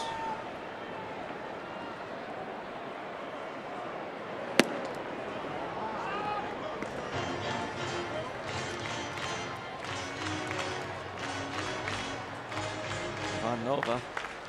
Not a lot of defensive help. 3 errors in 1 inning.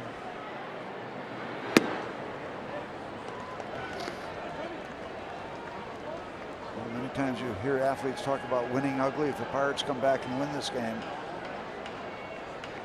this might be high up on the list. A lot of work to do.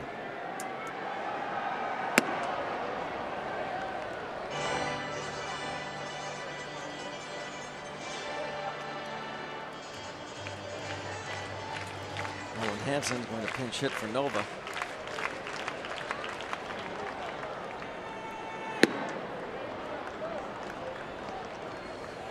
Nova, second straight start. He's not going to get past 4 innings.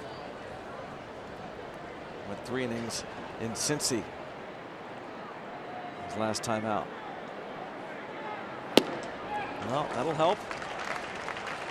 Lopez walks. Cervelli to start the inning.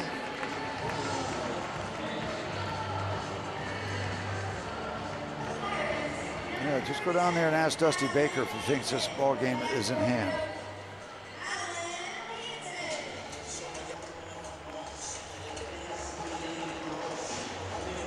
Veteran skipper, his first year as manager of the Nationals. Began his major league career 45 years ago with the Braves, and time with the Dodgers, and a lot of success as manager, several clubs. Switch hitting Alan Hansen, forced into action early yesterday when Polanco got hurt, and Hansen ended up with a couple of hits, scored a couple runs. Talking about the bunt, he had the swinging bunt, I think, last night. There's a dribbler. And he's out. Did not get a good jump out of the box. Rendon makes the play on him. Rendon was over there like a cat. I mean, that's, he got there in a hurry.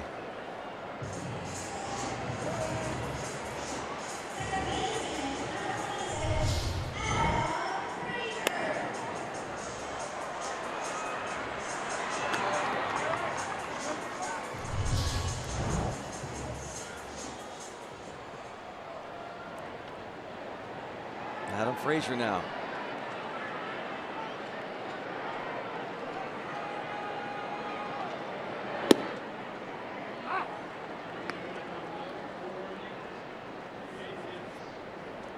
Oh for 2 against the starter Joe Ross.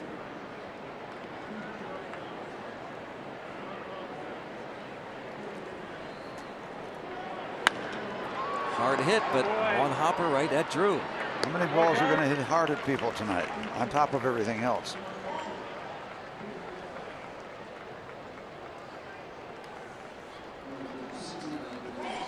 Well, Jaso lined out to first with runners at first and second in the first inning. Joyce lined out to right with the bases loaded against Burnett last inning, and now Frazier. Here's Josh Bell.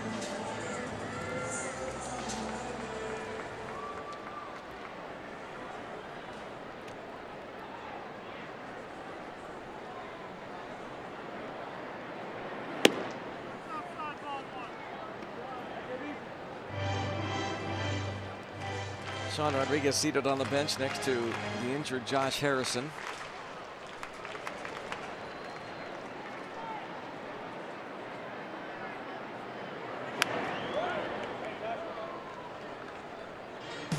There's that Josh Bell home run once again in the 3rd inning. This high fly ball. He knew it had enough height to get over the 21-foot high Clemente wall. To be able to travel 320 plus feet, and it did. He'll tell you he didn't get all of it, didn't get much of it, but got enough of it.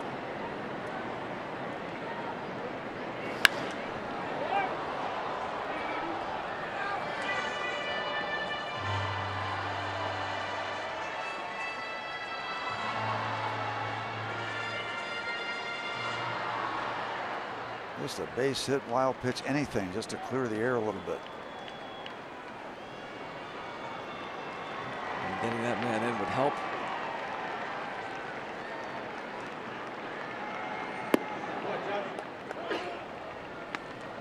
Bell lays off.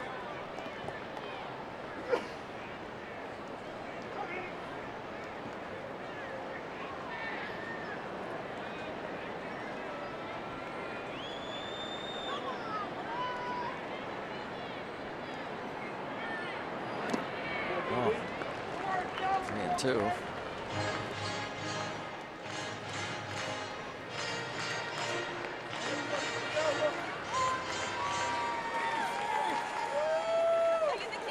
Well, we hope it's not your last Pirates baseball game, young lady. Nice to have you here. Still smiling. 3-2. And another hard hit ball. And Drew makes the play.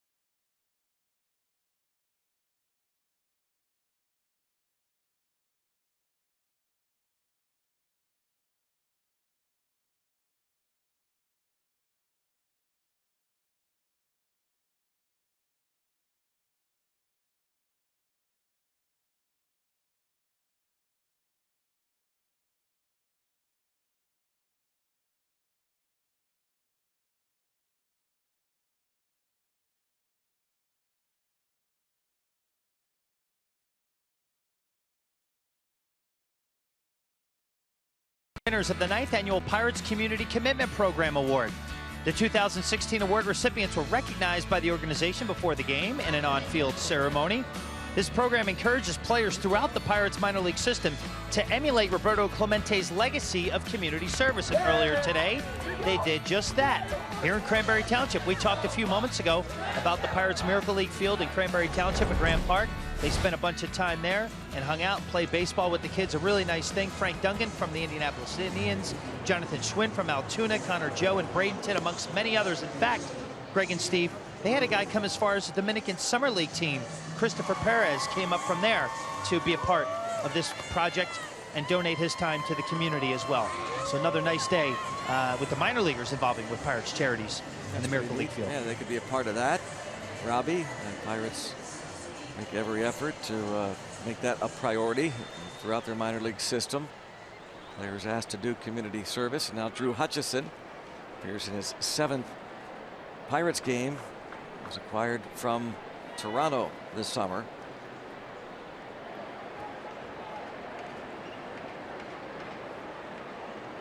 This is actually Hutchison's 4th game overall with the Pirates. Made a start. Has also made 3 appearances with the Blue Jays this year. Nova 4 innings, 6 runs, 3 of which were earned. All 3 last inning, very much unearned.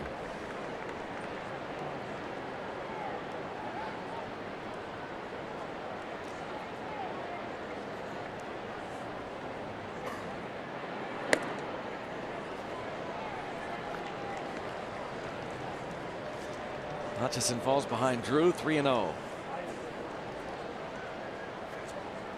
Stephen Drew 2 for 2. 2-run single in the first.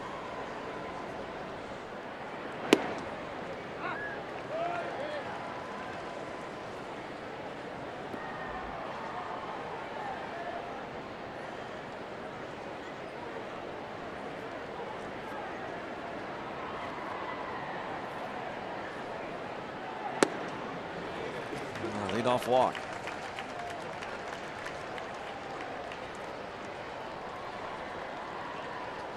We're going to get to our This Day in Pirates history, brought to you by Day Automotive. 1971, Pirates beat the Mets at Shea Stadium. Roberto Clemente Day. Puerto Rican community in New York put together the day, honored Roberto before the game, a gift of a Cadillac, money which he had donated to 3 children's charities in Puerto Rico. And then he went 2 for 3. Drove in 2 of the Pirates' 3 runs. Willie Stargell's solo homer counted for the 3rd. Remember that day? He was huge, very popular, extremely popular in New York. Huge Latin community, metropolitan area. And reminders all the time. It was one of the reasons why I think he was looking forward to when he was originally signed by the Brooklyn Dodgers. That he was going to end up playing in that community.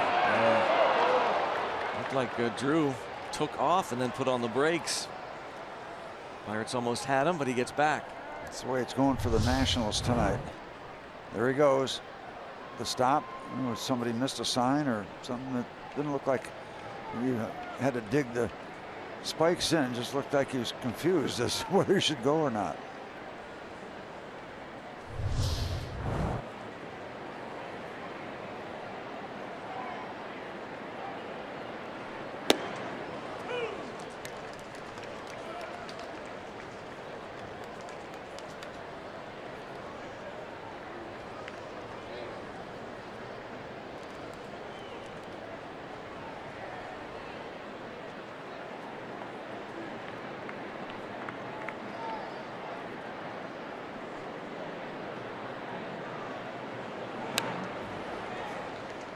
Still 1-2 on Zimmerman. By the way, Steve was also on this date in 1966. Roberto Clemente, a 2-run go-ahead homer, 5-run 7th inning. Pirates win 8-6 in Atlanta.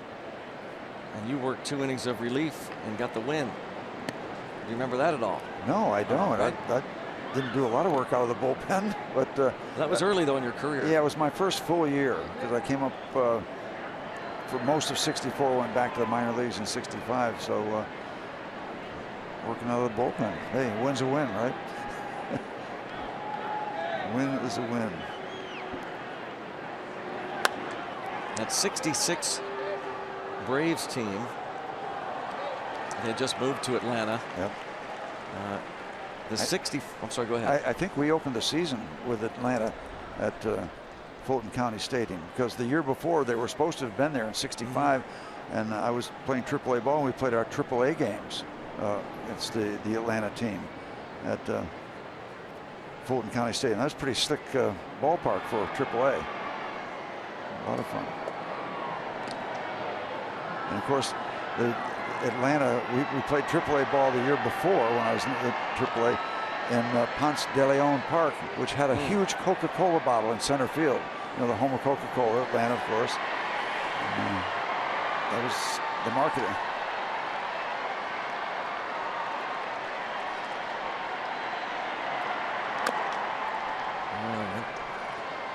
Force Zimmerman to hobble around.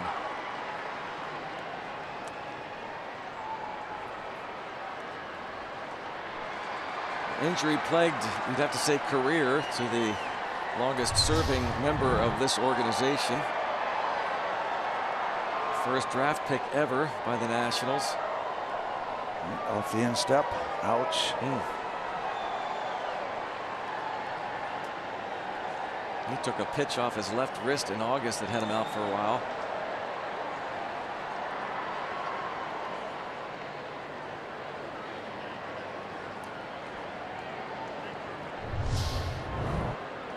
That's all he needs. It's just one thing after another for Ryan Zimmerman. He's out early with the left rib cage strain.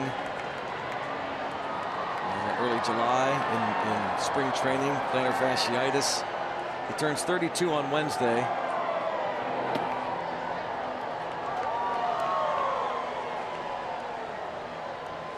Their first pick in 2005, 4th overall out of the University of Virginia.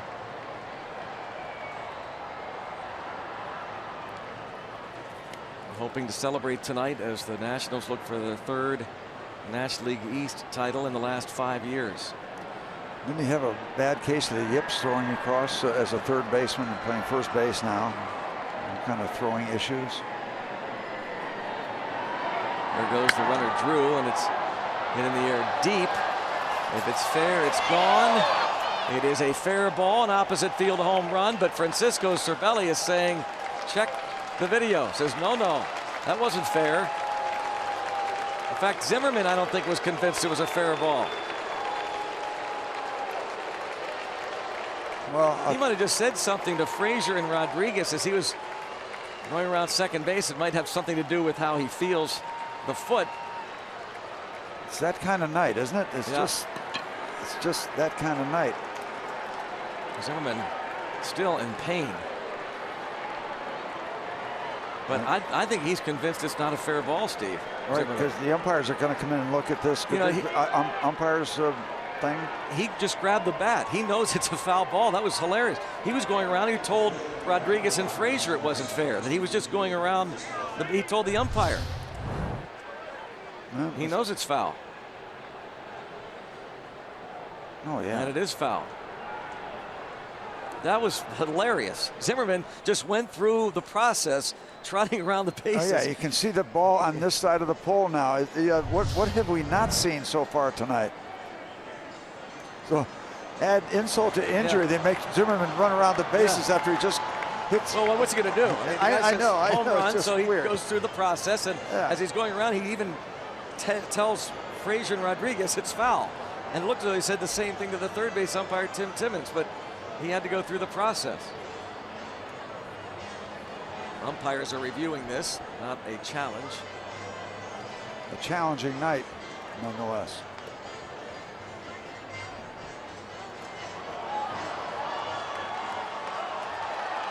And it is a foul ball.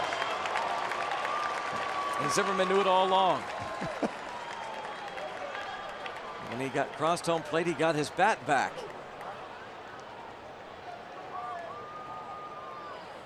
How embarrassing would that have been if somehow the umpires looked at it and said, no, it's a fair ball, and he's picked up the bat. Yeah, when the ball is in front of the pole, from this angle, it's a foul ball.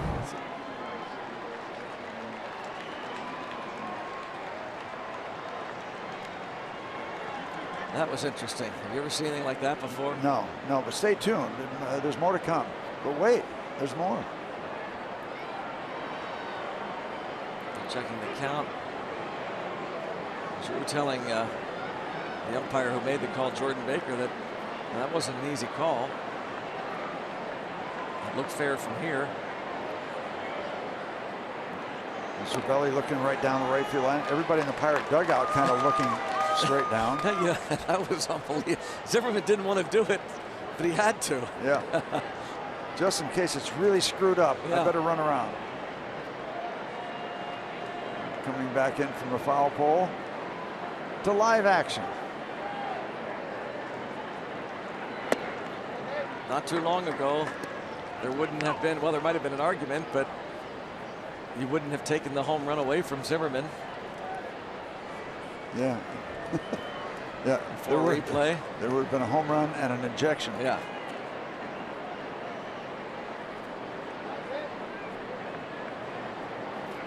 Who was it that hit the home run in the '71 World Series? Clemente. And it was called a foul? Yep. John Rice is the umpire.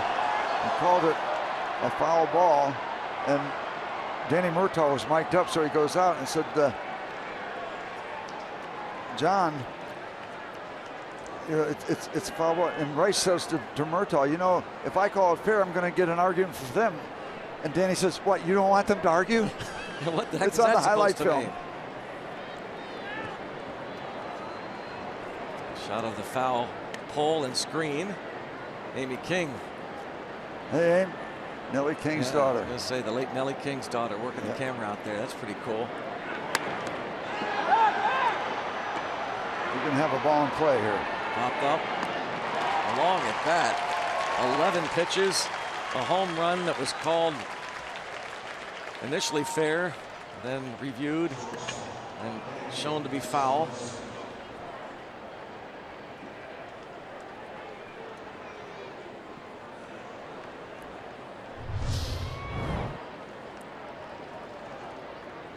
Upstairs, and you get away with a high delivery with the Papa and Zimmerman.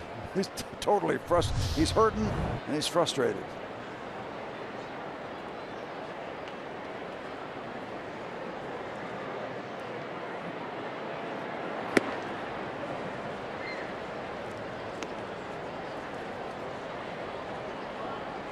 Ball one on Espinosa.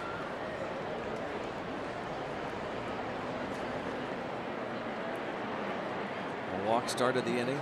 An 11 pitch at bat finally ends on a high pop.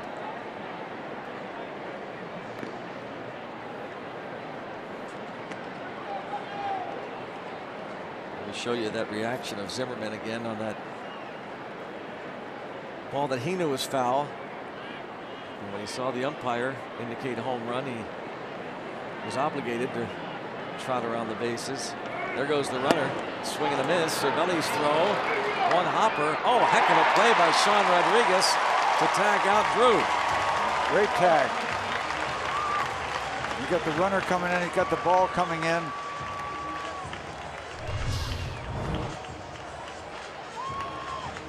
Great look. Supermo. He's got to get the bounce. He's got to go up and then get the. What a great job. Look at Rodriguez blocking the bag, Steve. That's old school. Yep. That is old school. Digging in.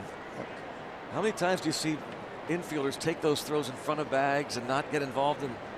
There he is right in the middle of it and blocking the bag. Yeah. Getting as much in front of that runner.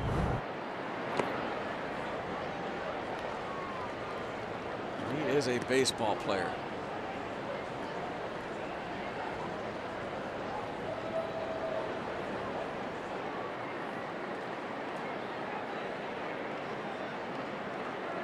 Two outs now. 3-1 count.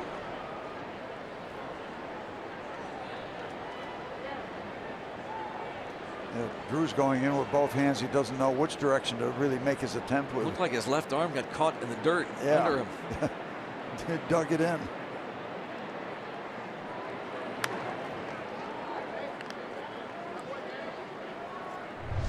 Watch Zimmerman again. Watch him look. He sees it's foul. Just trots down there. He knows it's foul, but then whoa, first base umpire just called it a home run. Well, all right. You got to figure out of the picture frame that Davey Lopes is saying, come on, if he's gonna look at him. Look at the look. He gives the look to the middle infielders, and they're laughing. Ah, that's what Frazier and Rodriguez reacted to. That's weird.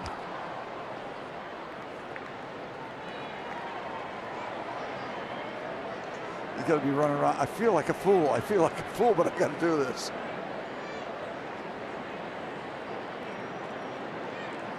And then he pops up. Well, instead of an 8-1 game, it's 6-1 because of that reversal. It's an uphill climb as it is.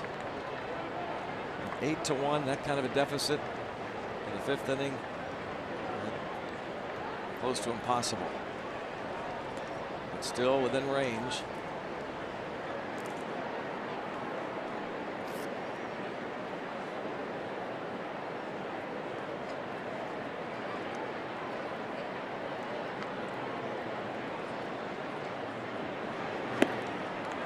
And Hutchison looks around the walk. Cervelli and Rodriguez combined on the caught stealing. 6-1.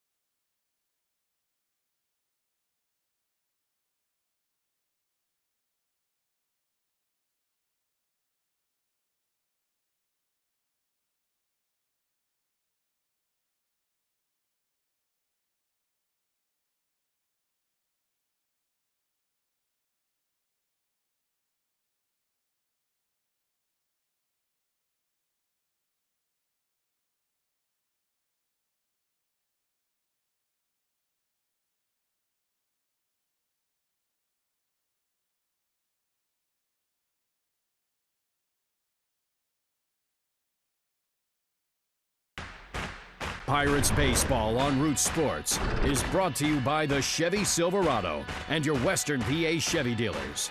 And by Barrel. Our service centers are now open evenings and weekends. Visit barrelservice.com for more. Let's go Bucks! Pirates trailing 6-1. We're in the bottom of the 5th inning.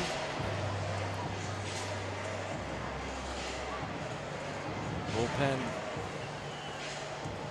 played a huge role last night, both bullpens. Sean Burnett got an out in the 3rd.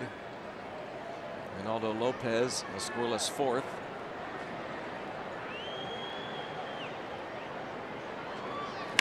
McCutchen to left. Adam, right at him again. Pirates have been hitting some line drives, but now the Adam ball.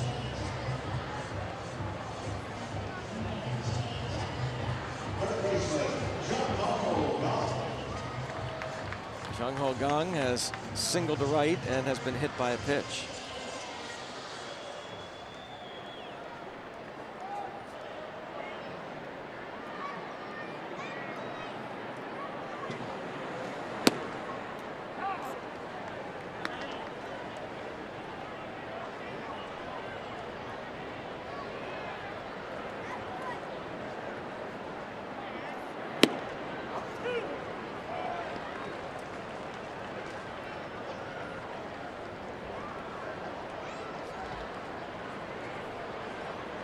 Ronaldo Lopez. Following Burnett and Ross. Lopez started this season pitching at AA Harrisburg with the Senators, the Eastern League. His first start of the year this season was against the Pirates AA affiliate in Altoona, the Curve.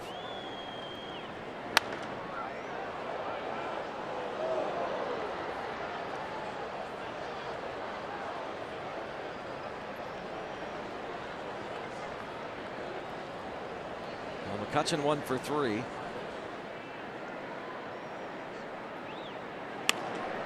And a line drive. That is a fair ball. And a double. He's on base for a 3rd straight time.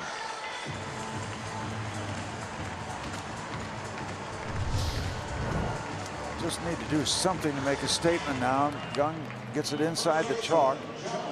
Good piece of hitting and a ball down and in. Fair by about a foot.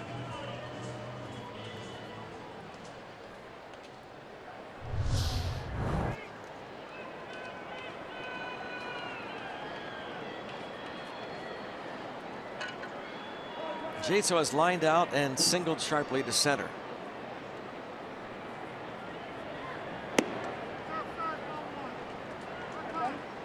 With that, Ramos is going to talk to his rookie right-hander, who has given up 3 home runs. Limited amount of work. Most of the season at AA, promoted later in the summer to AAA, Syracuse.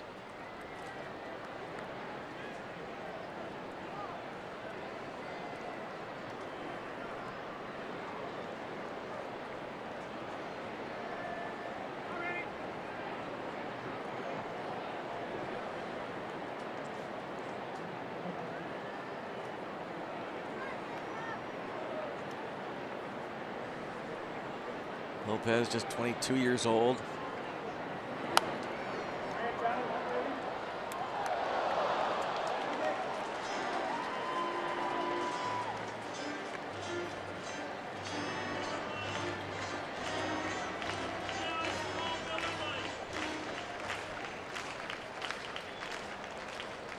I have to believe somewhere, Steve, along the road he worked with our buddy Spin Williams, who's a pitching consultant in their minor leagues. Yep. He's still listed in the media guide. Don Williams. Don and Mindy. Spin and Mindy. I shouldn't say that, but Sure, spinning Mindy. Yeah, yeah. Great team. And the dogs. A great dog lover. I don't know how many dogs they got, but a special part of the family. 2-2 on Jaso. Pirates pitching coach for a time.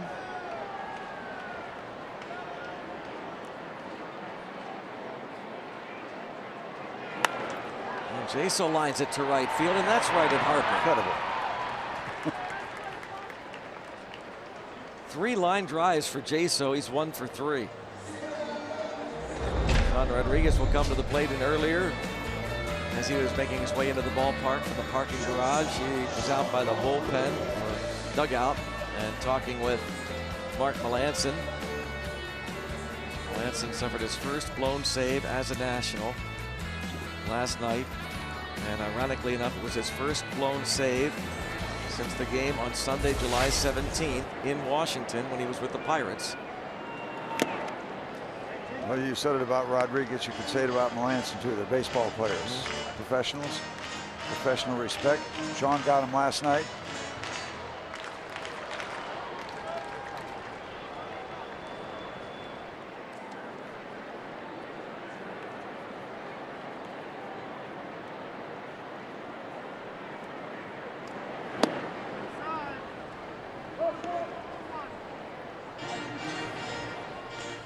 Giants lead the Padres 3-0 early.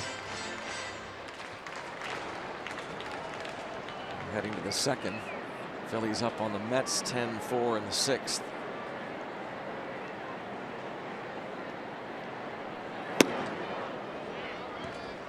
Pirates trying to find a way to battle back here. Their tragic number, the Pirates' tragic number, is down to 6. Combination of Pirates losses, Giants and Cardinals wins, any combination totaling 6, and they're eliminated. And popped up, but this is going out of play. Well, you got a magic number and a tragic number. I wonder if there's a discomfort number. A lot of number of discomforts. Right now, yeah. For a lot of discomfort this evening, but that can change.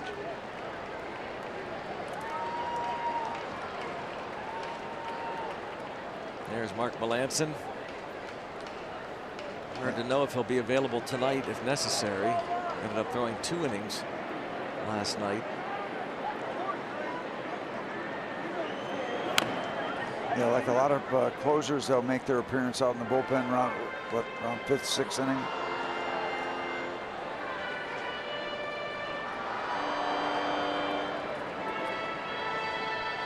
It is. Been asked a lot about the difference between playing in Washington and playing in Pittsburgh.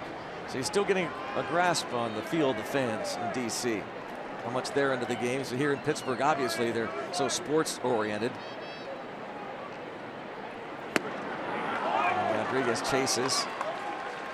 And the Pirates are still trailing by 5 after 5.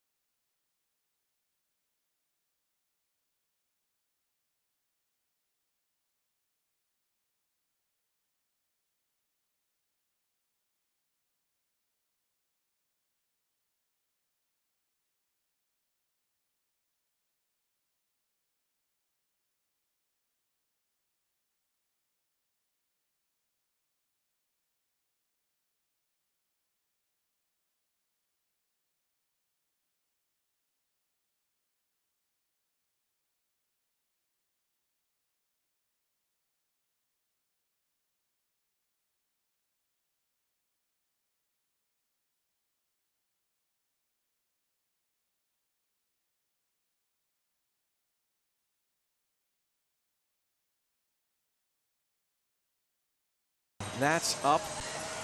All right, Kev, you're on. Again? Yeah. We're going to get to tonight's Allegheny Health Network injury update. Washington Nationals have shut down their second baseman, Daniel Murphy, for a few more games. High left leg strain. Limited to a few pinch hit appearances over the past week. And they want to have him ready, of course, for the postseason. Daniel Murphy, an outstanding addition. He's a free agent this year. Second in the league in hitting, just 2 points behind DJ LeMahieu of the Rockies. He has 104 RBIs. Leading the league in slugging. 5th in on-base percentage. The pitcher, Reynaldo Lopez, is an easy strikeout for Hutchison. And I would suppose maybe beginning tomorrow or Monday, you'll start hearing those conversations about those division leaders you're talking about with substantial leads, getting things locked up. And do you rest the guys and hope they don't get rusty, or do you play them and hope they don't get too tired and all that sort of thing? Who you play, who you don't, as you gear up for postseason play. Conversations always come along. And division leaders have a substantial lead. Broken bat bouncer foul by Trey Turner.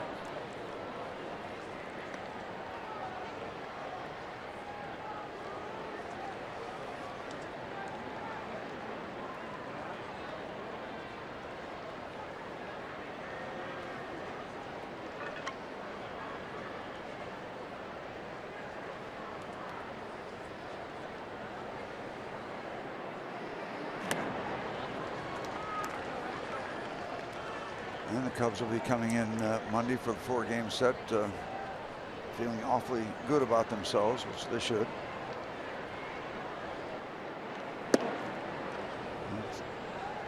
And that fastball upstairs, they got it, but they got no chase. Mr. Turner.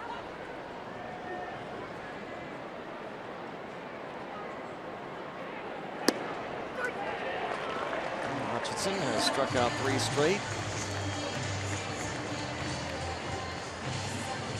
Trying to keep it where it is as the Pirates looking up at a 5-run deficit. That is looking good. Yes, it is.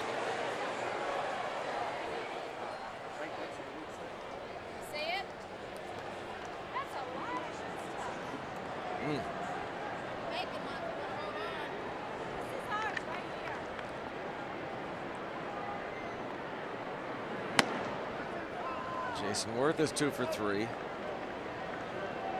very disjointed 4th inning. Pirates allowing 3 runs to score, all unearned.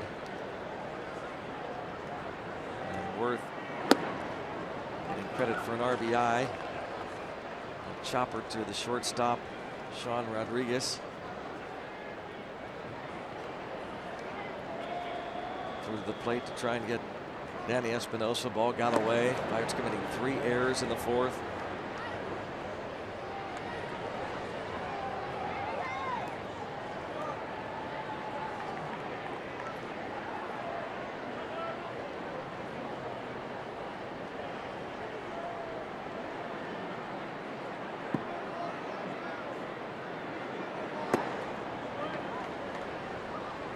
Three and 1.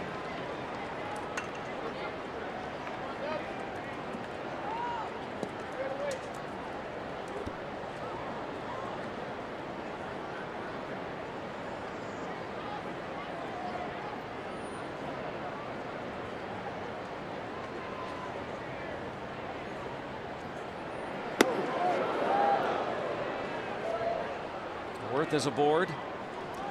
Second walk for Hutchison against the 3 strikeouts.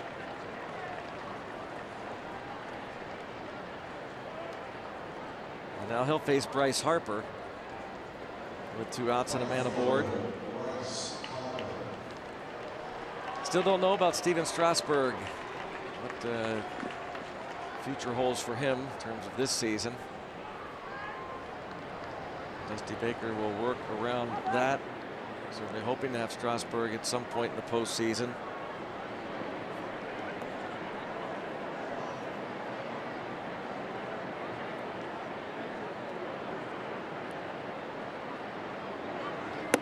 lot of attention being paid this time of year to innings load. I guess maybe the phrase you use for pitchers.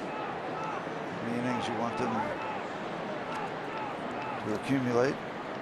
Strasburg, he signed a big contract extension in the beginning of this season because they thought those days were behind them with Tommy John and the innings limits, but he's gotten hurt again.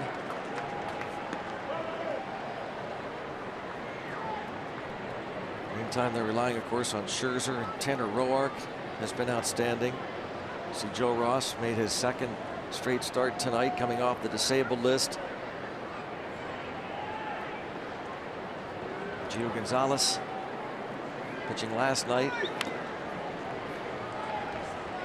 Ball and 2 strikes on Harper. Well, you get in postseason play and you've got 3 starters you can count on. You are sitting pretty. Not guaranteed, but that's as many as you need in many situations. There's the travel days and the fact that you can get it done in a short period of time in a series.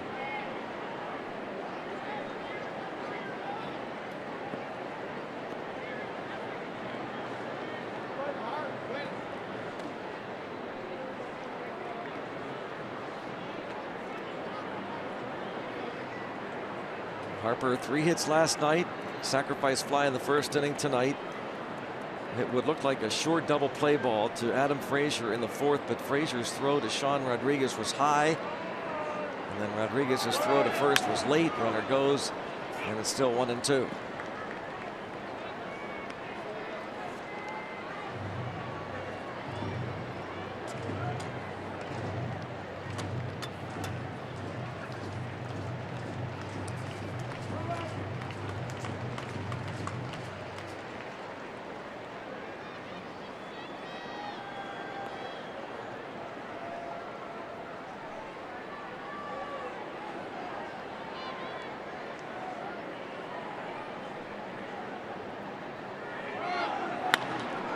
Broken his bat, but he has another hit. And it's 1st and 3rd.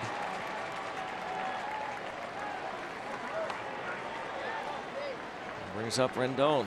Hooked the ball wide of Frazier at second base. 2-out action for the Nationals after a couple strikeouts.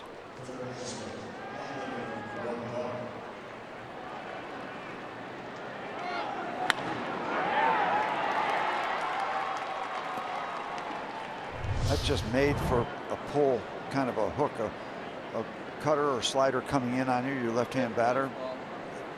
It's going into that zone where you can hook it. Zach Phillips going to get up.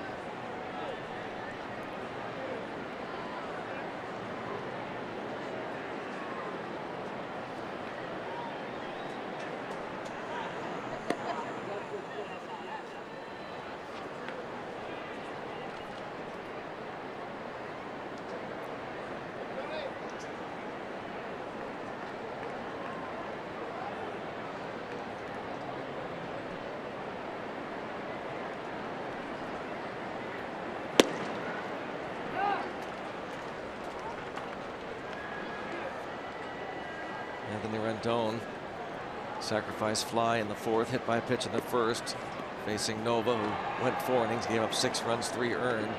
Rendon with 18 homers, looking to join a handful of teammates with 20 or more home runs this season. Daniel Murphy's hit 25, Harper 24, Danny Espinosa 23, the catcher Wilson Ramos 22, and Worth has hit 20. Nationals one of 6 teams in the majors with at least 5 players 20+ homers. The Orioles, Tigers, Red Sox, Rangers, and Blue Jays.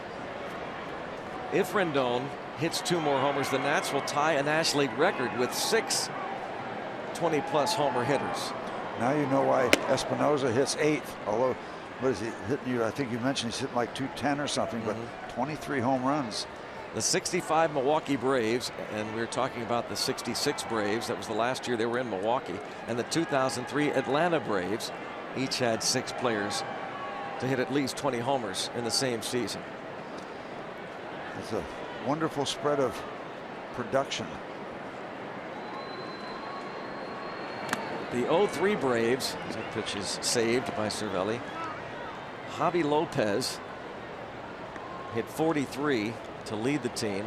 Gary Sheffield hit 39. Andrew Jones, the center fielder, hit 36. Chipper Jones hit 27.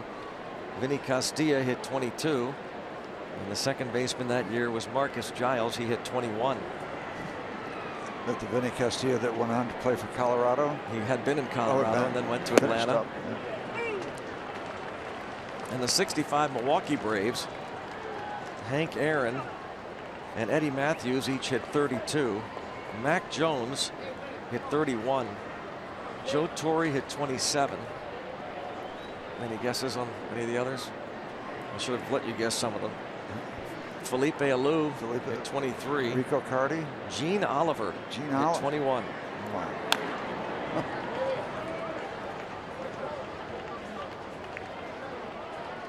That was 65 Milwaukee Braves and the 0-3 Atlanta Braves, and Rendon looking for 2 more dingers to join his 5 teammates, including Harper and Worth.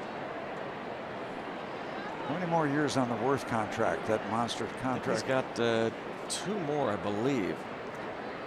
Remember that contract? Oh yeah, it was their first mega contract in the organization. A strikeout of Rendon. So Hutchison pulling down the fort. Pirates trail by 5.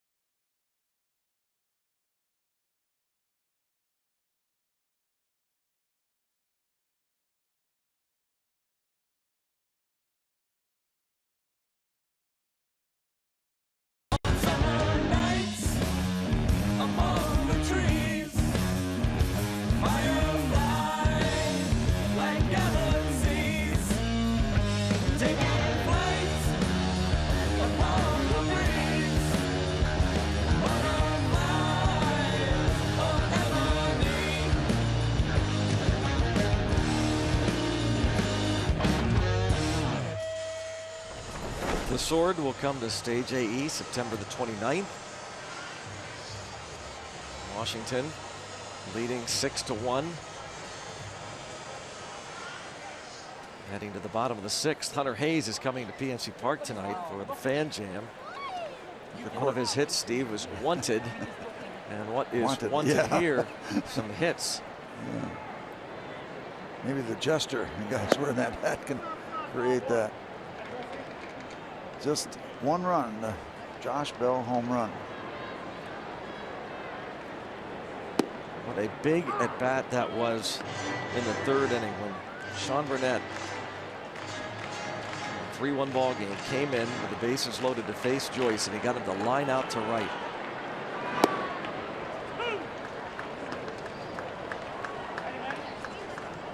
And now Dusty Baker has handed the baseball to this rookie, Reynaldo Lopez.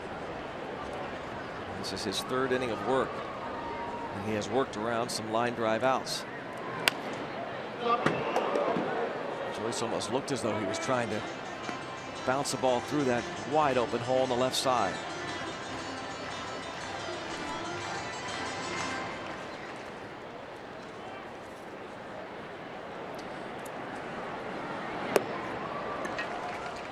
Second strikeout for Lopez. Also a big item in the bottom of the first when John Jaso blistered the ball with 2 outs, 2 on. Pirates to get on the board, but nope. Pirates thank active and retired military with a military discount. Brought to you by IC Light. Ticket discounts available for tomorrow through the series against the Cubs. Military and family save up to $10 on tickets. Find out more. Pirates.com/military. Don't forget about Prize Day tomorrow. Fan Appreciation Day. We used to call it Prize Day for many years. Now called Fan Appreciation Day. Yep. It's had all kind of personalities to it throughout the years.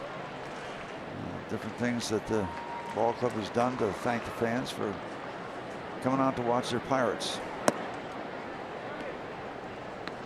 We'll have some prizes for you. Yep. Last throwdown. Yeah, right below the radio broadcast booth. Yeah. Yep. Hope you can make it here tomorrow.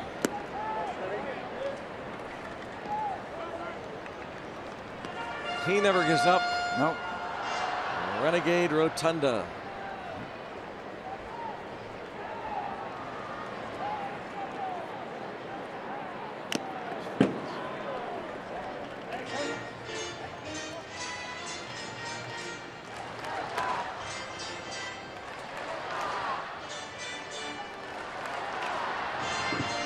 Two and two.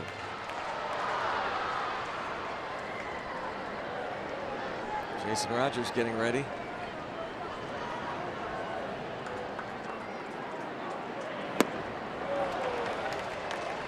Three straight strikeouts.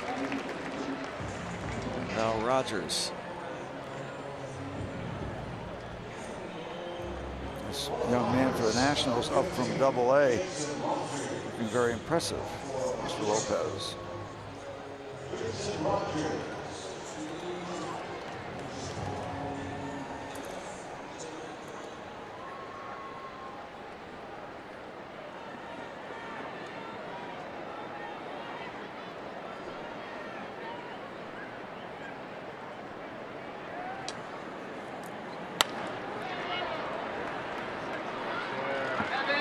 And 4-3. 3 scoreless for Lopez. Pirates still down 5.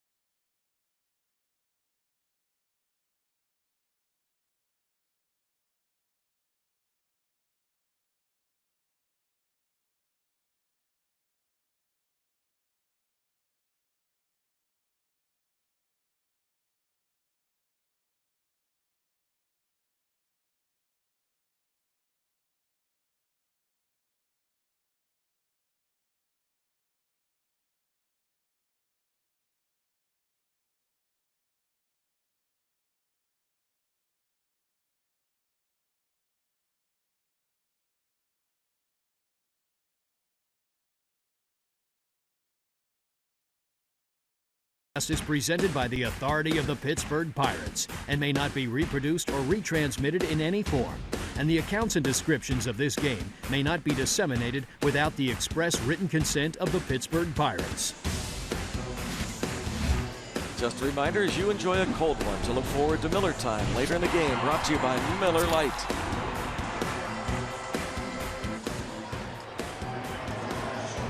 Beautiful night, but the Nationals are starting to feel it. Kevin Conrad, the visiting clubhouse manager here at PNC Park, has the plastic up in front of the lockers, but Pirates still have 3 more shots. And the Mets starting to stage a comeback. They're down 4 now, 10-6 in the 6th. Greg, I will never, ever forget going down to do a post-game interview when we thought we were going to win before Sid Bream crossed home plate. That was in Atlanta, 1992. In Atlanta. Went down, the plastic was up. There was a platform with a big TV camera on it. There was a trophy. That ball hit into the gap, and that's a problem. That's going to be at least one. Nice job by Josh Bell to cut that ball off. Yeah, and they had a trophy with Tim Wakefield's name on it. And he was going to be the MVP. MVP. It was already inscribed. And Sid Bream crossed home plate. The plastic came down. They rolled the camera all the way out. They put a piece of tape, I think it was John Smoltz's name, on that piece of tape, and it was over. I was standing there with a microphone, and I'll never forget going into Jim Leland's office. He said, "That's why baseball is such a phenomenal game. It's classy. Wow. A post-game interview after a disaster as you're ever going to want to hear about or see." But that was abrupt. Well, you talk about heartbreak. He has seen it. The Steve Bartman game when he was the manager of the Cubs against the Marlins. They were very close to going to the World Series. The Cubs were for the first time. And of course, he was with the Giants when they lost to the Angels in the World Series.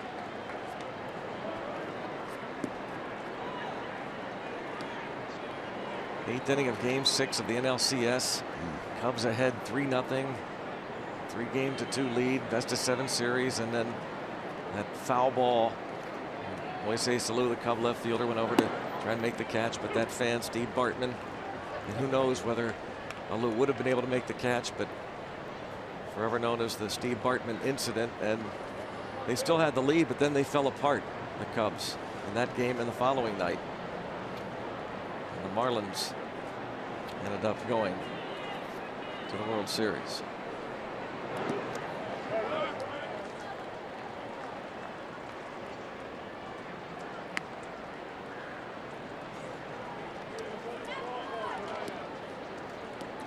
So ironic that Bartman gets so much attention when the Cubs could have played better. You know, that's a foul ball.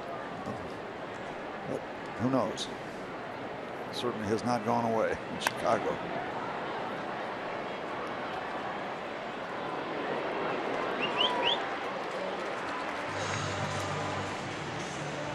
One down, and it's hard to imagine that any fan would have done the exact same thing that he did. I mean, fans go for his foul life ball. to be practically ruined because of that. It's just unbelievable. I mean, there was talk about threats to him. Yeah, he had to leave. He had to leave the city. Come on. Took on a different name, we understand. I mean, crazy. Of course, the Cubs clinched the National League East title when the Pirates and the Cubs were in the same division back in 1984. The ball hit, and a nice catch by McCutchen. That was the Sutcliffe game? Yep. Sutcliffe clinched a division title in 1984. On this date, wasn't it? I believe so. Yep. I think Jim Fry was the manager. September 24th, 1984.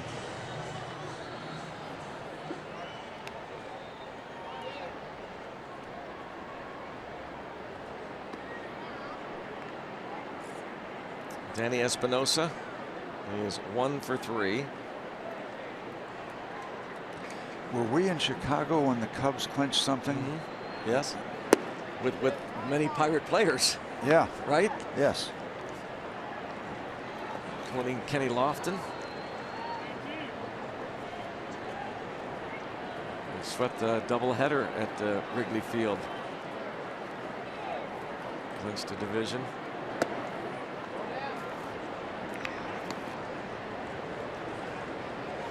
And how about the great collapse of 1969 when the Mets came and caught the Cubs in the month of September? This came and closed on them.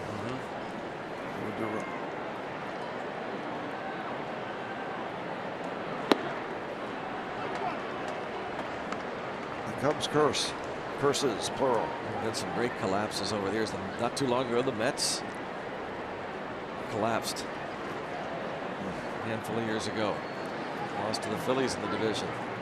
One of the great Phillies collapses, 1964, when the Whiz Kids. Yep. Well, no, that was after 64. They had the lead and they tried to win it with Chris Short and Jim Bunning. Gene Mauch pitched them every other day. The Cardinals came and got them. I remember distinctly 69 when it seemed like Leo played the same 8 guys every inning of every game, and they got tired in September. What year was the Whiz Kids? It was a swing and a miss. And we'll talk about it. Pirates maybe trying to act like the Whiz Kids, need to come back here down 5.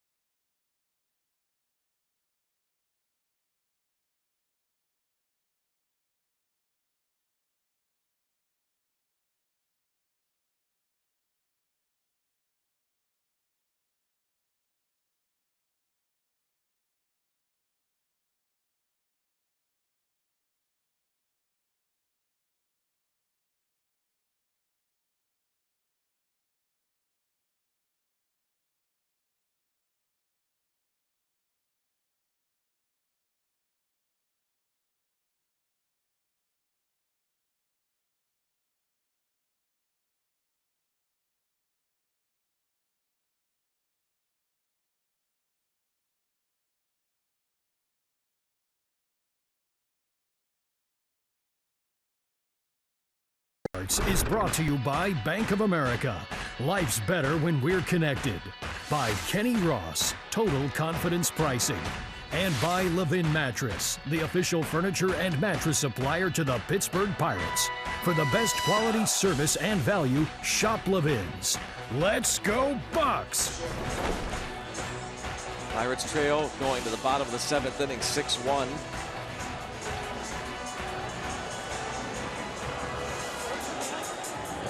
One run coming in the 3rd inning on a home run by Josh Bell.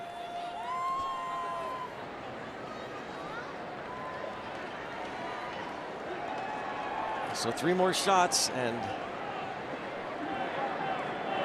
what a job tonight by Reynaldo Lopez. 3 scoreless.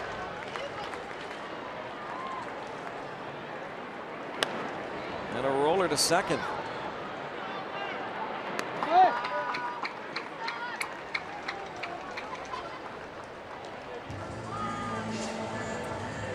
Just like we promised earlier in the game, it's Miller time, brought to you by Miller Lite.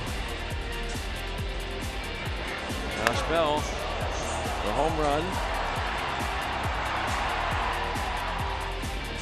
Only run for the Pirates, his 3rd in the big leagues. That came in the 3rd inning. It made it a 3-1 ball game. And here is Bell. Last time up, he lined a 1 to Hopper to Stephen Drew at second. Lopez is looking to win his 4th game. He has made now 9 major league appearances, started 6.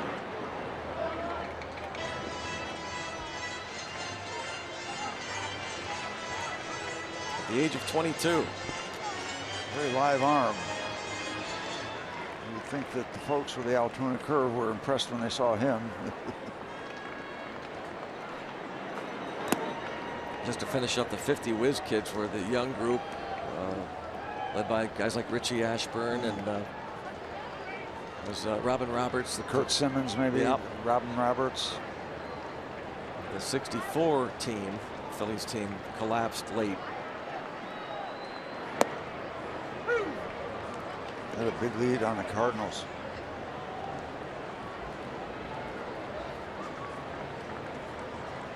Cardinals today had a big lead and held on and beat the Cubs. And now the more you watch what is going on here, the more you're starting to get the feeling that the Nationals are not going to let this one slip away, and that they will be heading into the clubhouse perhaps, unless the Pirates pull out something late here. Perhaps they go into the clubhouse and celebrate or watch the final outs in New York. See the Mets down 4. Yeah, there's scoreboard watching and then there's scoreboard watching.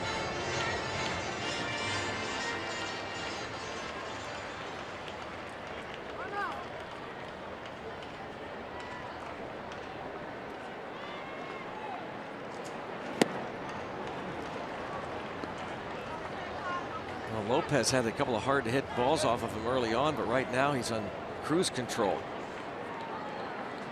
making these Pirates look feeble. Ground ball, short. 1, 2, 3. It's gonna look easy. Nats are starting to feel it.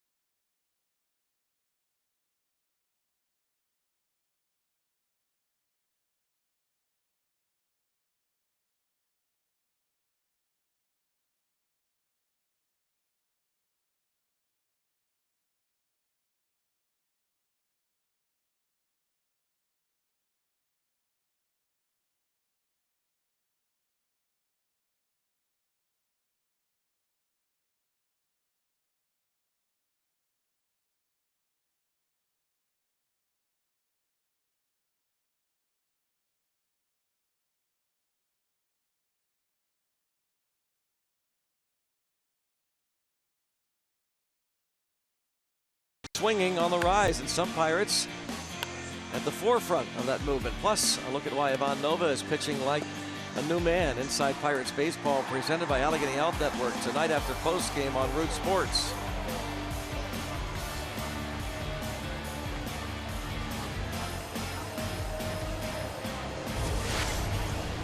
(6-1) going to the 8th. Ivan Nova is on the hook for this one. Did not have much defense behind him, but one of the bigger stories too is the fact that the Pirates offense got shut down. They chased Joe Ross after his pitch limit was just about reached. They have done nothing against the rookie who's at the plate right now, Reynaldo Lopez.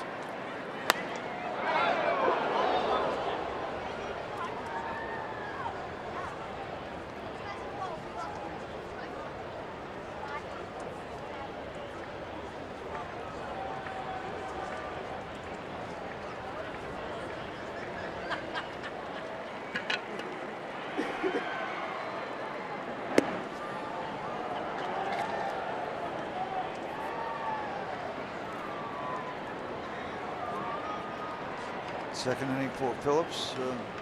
Drew Hutchinson, a couple scoreless innings, giving up a hit, walking a couple, striking out 4 in his 2 innings. Now Phillips with kind of fundamental K of Lopez. His second. Zach Phillips traded from Baltimore earlier this summer.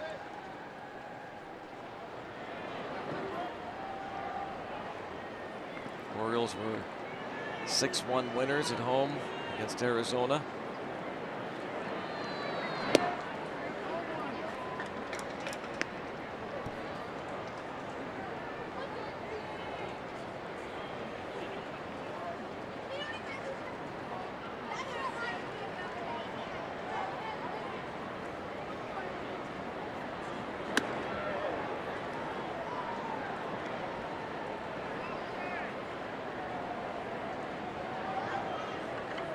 Trey Turner, 1 single to start of the game. He scored out of a 3-run first. That's been enough for the Nationals pitching staff. McCutchen into right center.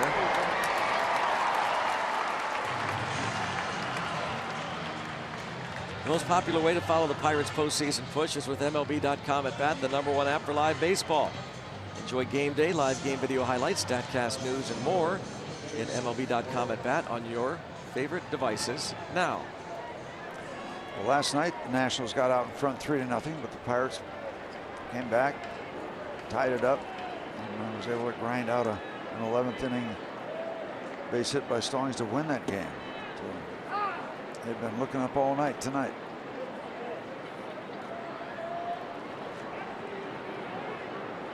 Messy first inning and a very messy 4th inning. That's been the story.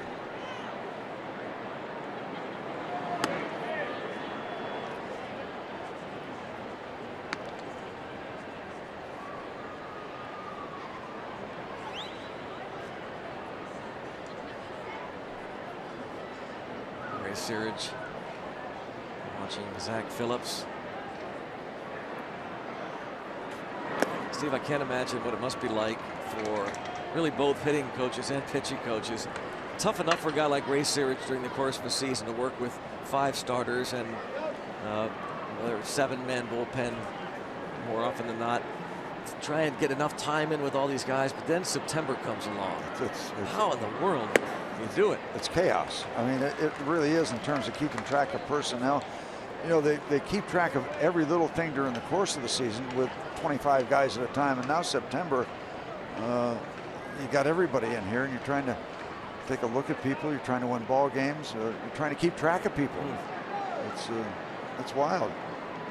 Batting practice. I mean, how do you allot time to extra work in batting practice?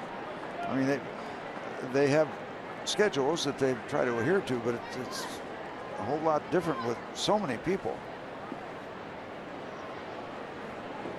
Jeff Branson there. And there's Uncle Ray. Yep.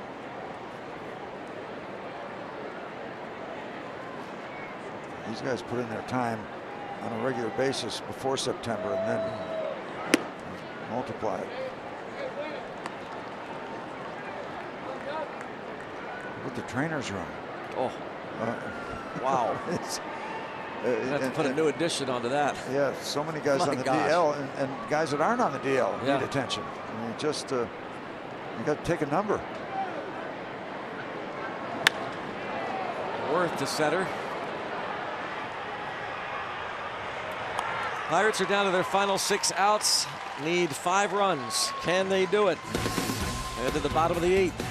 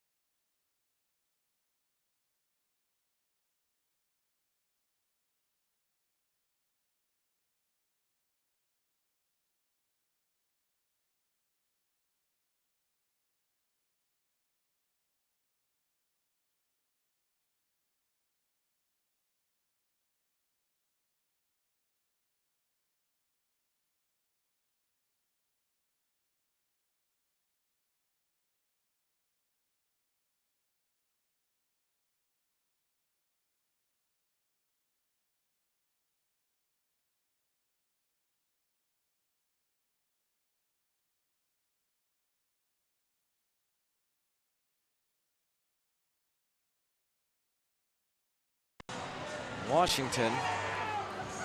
Nats fans on hand.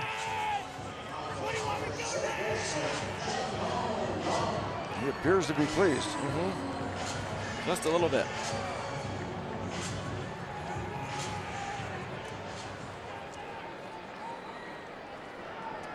Certainly Dusty Baker pleased with Reynaldo Lopez.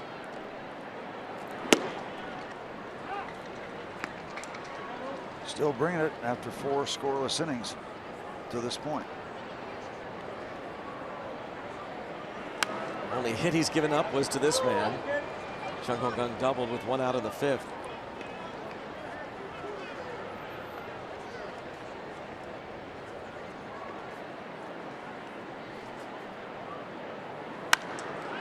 And that's driven deep to center, sending Turner back. Off the fence. Chung Ho-Kang on base 4 times. Double off the padded wall. So it's wonderful to see him have this kind of night, but there's another indication how it's going for the Pirates. Any other part of the ballpark, you'd have a run. As that ball was center cut, and he made Mr. Lopez pay. 2 bases. And really, you want base runners now, any way you can get them. Need a bunch. There's 1 man on, and now Jaso.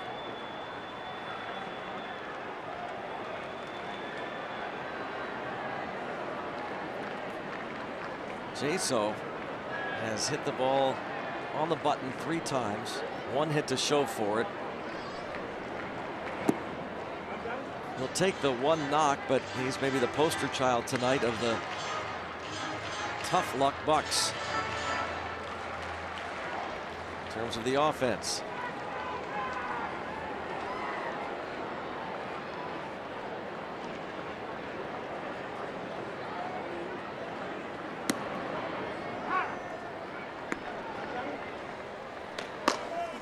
Blake Trinan and Mark Sapczynski, we saw both last night.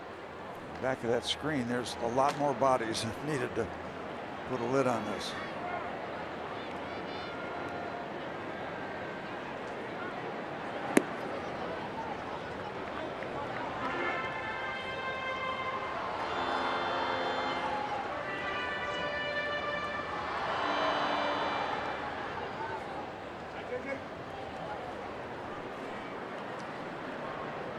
Dusty Baker will not wait a long time.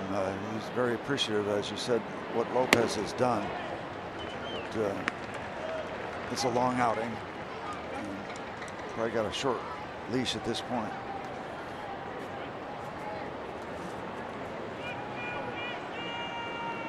Dusty Baker returning to the bench.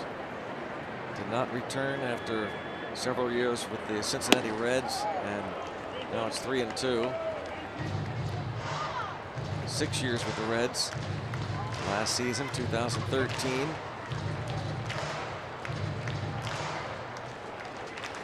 That led the Reds to a first place finish in 2012.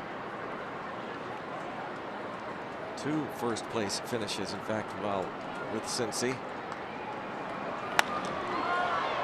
Fly ball toward right center. Turner.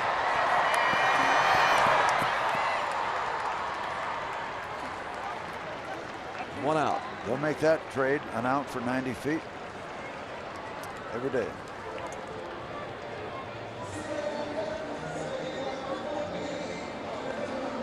So now Sean Rodriguez.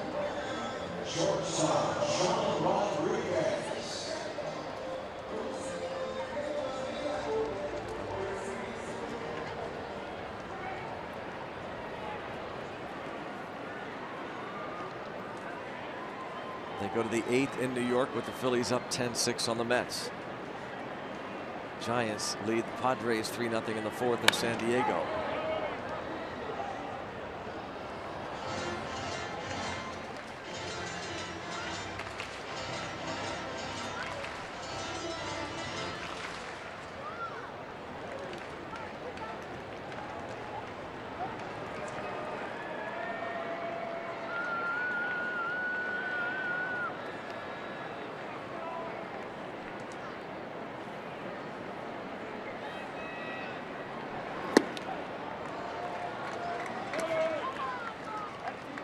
like Sean couldn't make up his mind whether he wanted to take a whack at it or not. Caught in between.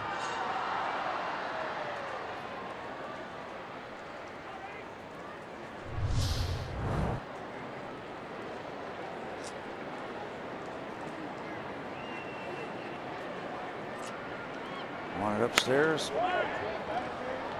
And they got it upstairs.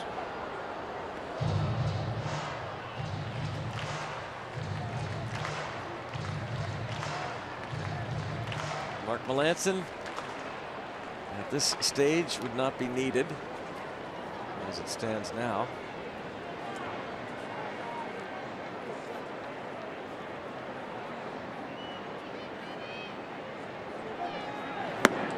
Wow. Rodriguez has not looked this bad at the plate in quite a while. He is 0 for 3 with a walk.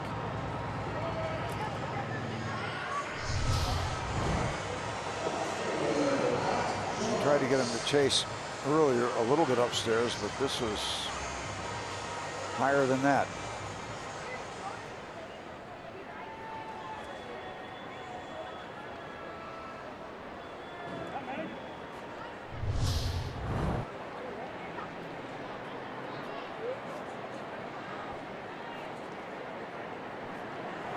Sometimes get swings like that upstairs on a fastball or curveball down in the dirt, almost like the batter's decided he's going to swing. He's going to turn it loose, looking for something in a certain area. Get those kind of swings that they didn't go what they were looking for sure. The type of pitch or the location.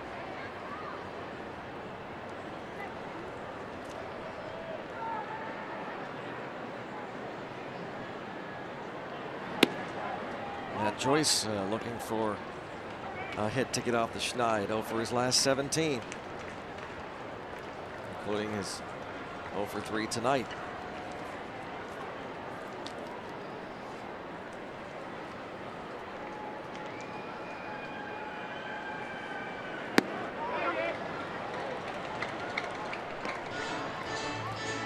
Other than Jung Ho Kang, Lopez has Pirates hitters off balance, guessing, taking bad swings.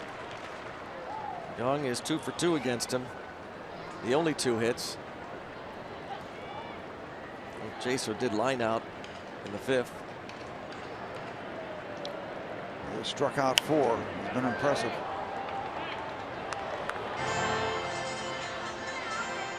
I have to believe that this will be his last inning, if not his last batter. 60% of the time throwing first pitch strikes. 71 pitches out of the bullpen.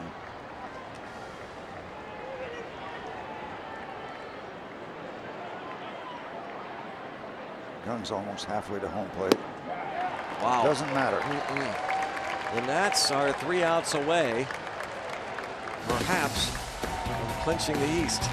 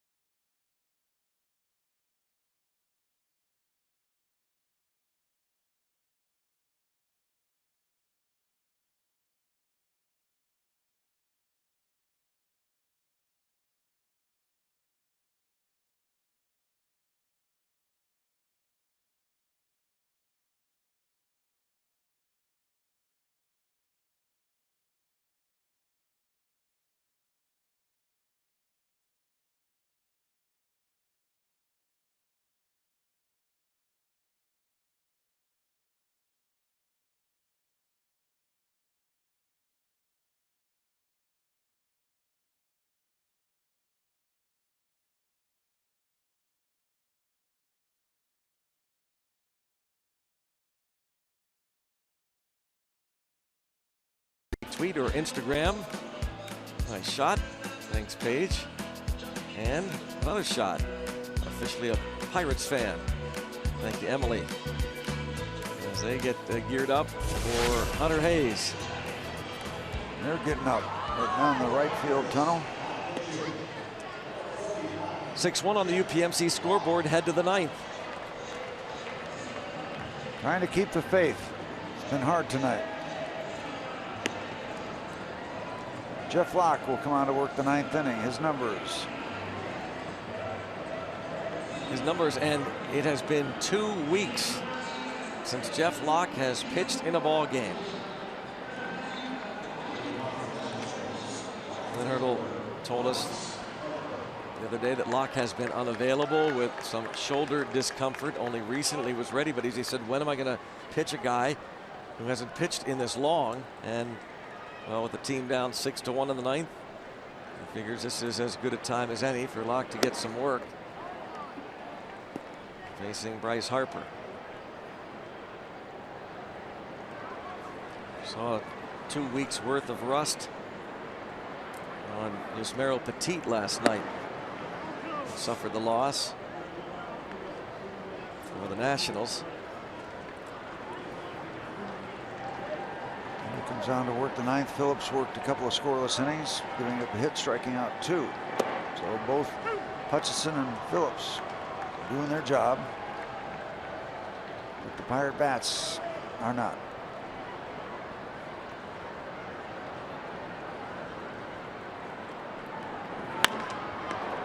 Locke will get Harper for the first out.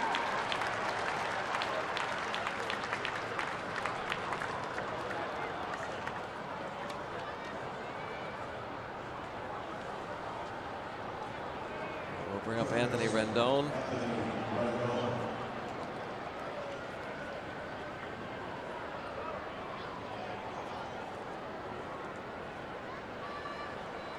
Hit by a pitch. Sacrifice fly, officially 0 for 2 and 0 for 7 in the series.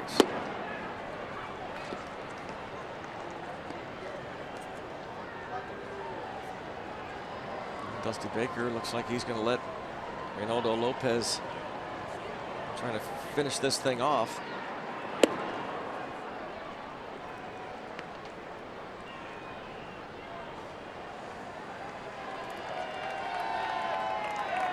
Mets fans 3 outs away from winning game number 90. A little bit of a race to the finish because the Mets are in the bottom of the 8th. And this ball line foul by Rendon. Bottom of the 8th. And the Mets trailing 10-6. If the Nats hold on and the Mets fall, the Nats win the division. That's it. I don't think there's much question who's in line to pick up the win, is there? The job that Lopez has done. You know, Dusty Baker is going to get some attention for another Manager of the Year award. Yeah, this was a team that last year was supposed to be very good. It didn't happen for Matt Williams. It's happening for the Nationals. Dusty Baker at the helm this year. Baker's won it 3 times. And the popular choice might be Joe Madden, as the Cubs are having a historic season. Despite their loss earlier today, they've won 98 games already, and there's a base hit for Rendon. Yeah, that could really be kind of close to unanimous, wouldn't you think? For Madden? Yeah. Yeah, it's going to be hard to argue with what they've done. Tomorrow, finale of this series, and Tyler Glasnow will return to a starting role. Join us at 1 o'clock for Pirates pregame, presented by WB Mason on Root Sports. Final Sunday home game of the year.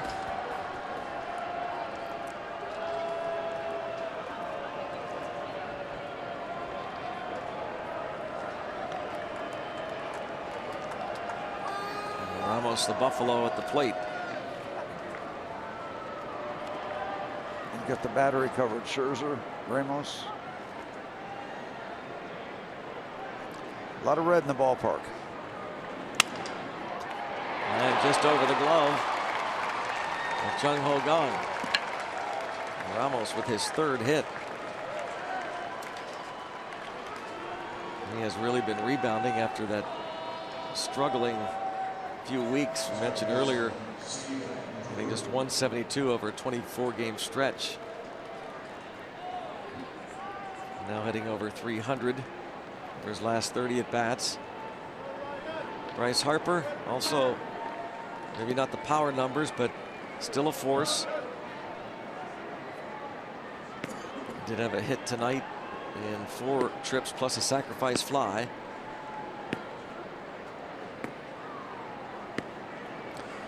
Max Scherzer standing alongside Daniel Murphy.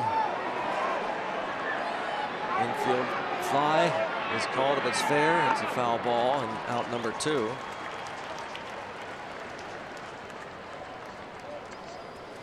Mad Max. He's not Mad Max. He's a pretty easy guy to get along with, but a very difficult guy to hit off. Loves the competition. Loves to take charge on the hill. No hitter against the Bucks. Almost a perfect game.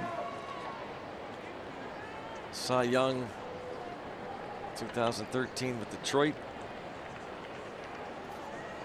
Signed a 7-year deal with the Nationals January of last year.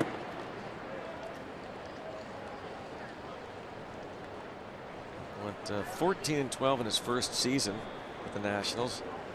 Last year, 2.79 ERA. Threw 2 no-hitters last year, not just against the Pirates, but against the Mets, October the 3rd.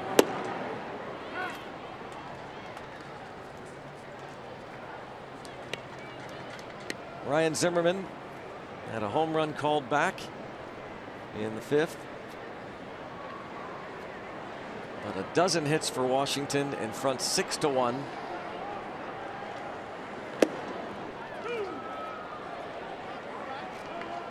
Asked Clint Hurdle yesterday on his radio pregame show whether it's any extra incentive, even though the Pirates, even if they lose tonight, are mathematically in it. They've not been eliminated from postseason. Whether it's any extra incentive or motivation to not have a team clinch on your field. And he kind of dismissed that. He said it makes for a good story, but we're worried about holding on. He said we were on life support, and boy, is that true. Down 5.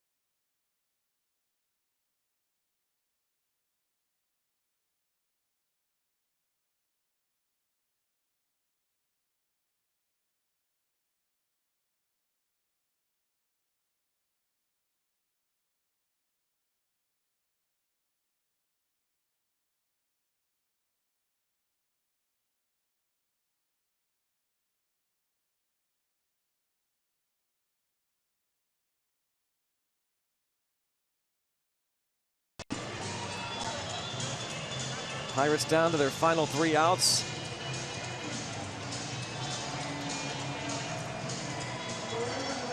And it will be Reynaldo Lopez facing Francisco Cervelli. Here are the standings in the National League East. Just Just a matter of when. We're in the bottom of the 8th inning in New York. The Phillies up 10-6. So the Nats will go into the clubhouse and watch that game and party if the Phillies hold on. And they're getting excited, as are their fans. They're revving up, looking for 3 outs. We've mentioned Kevin Conrad, the visiting clubhouse manager. He's had to prepare for some celebrations. Unfortunately, the last couple of years here, the Chicago Cubs. Ball hit the other way, hard, and off the wall by Cervelli. He'll take a long single to start the bottom of the 9th. He's on base for a 3rd time. Pedro Florimon will pinch hit.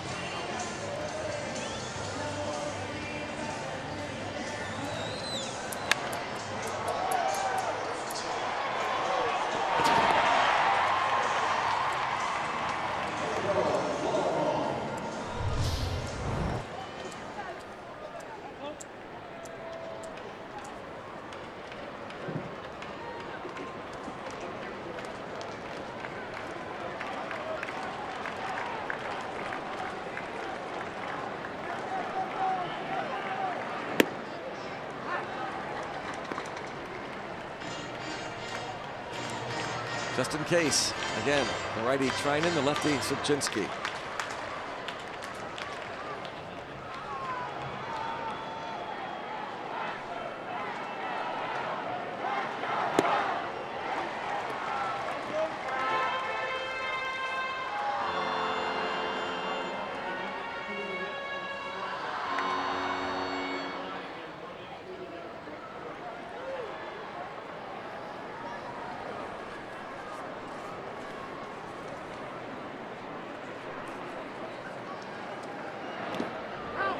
Almost chased.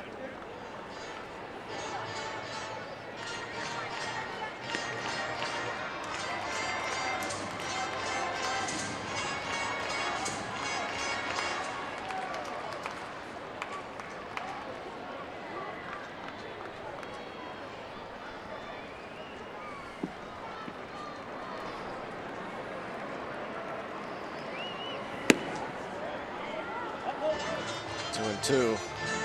He almost tried to bring that pitch back.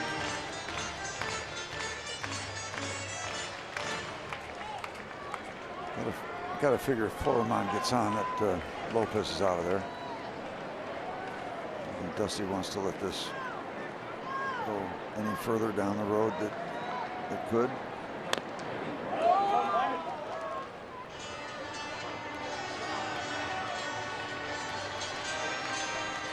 $30,137 paid attendance, hoping to see a miracle comeback, and then watch Hunter Hayes, country music star, perform live Fan Jam.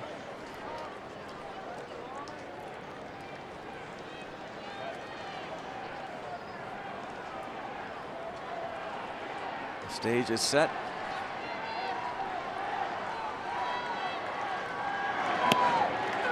Struck him out looking. Number 6.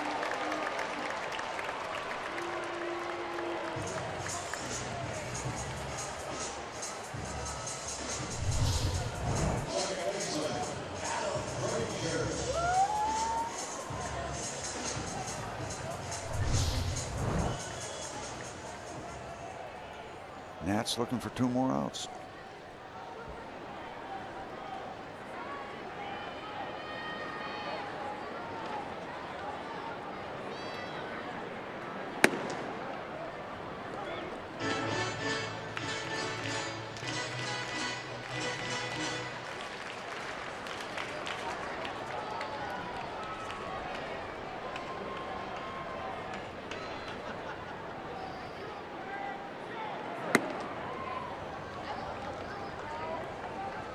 Frazier looks for his first hit against Reynaldo Lopez. What you call an extended outing. But he has been very, very good.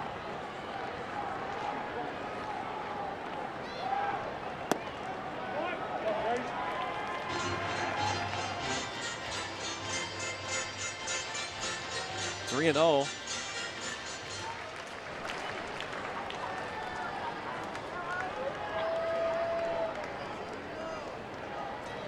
Hope springs eternal.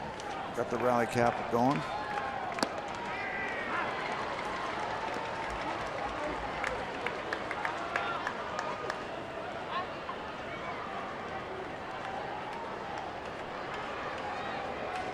Six days ago, Lopez threw 2 innings against Atlanta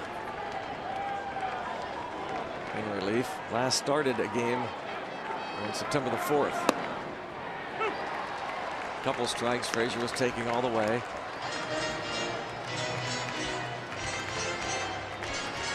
So the most pitches he's thrown since that start on September the 4th against the Mets. 85 pitches that night.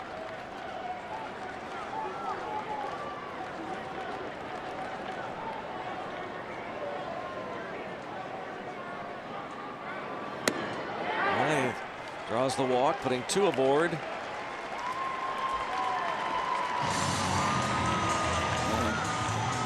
As expected. Dusty Baker with sure a very appreciative walk to the mound for what this young 22-year-old has done tonight. Yep. Heck of a job by Reynaldo Lopez.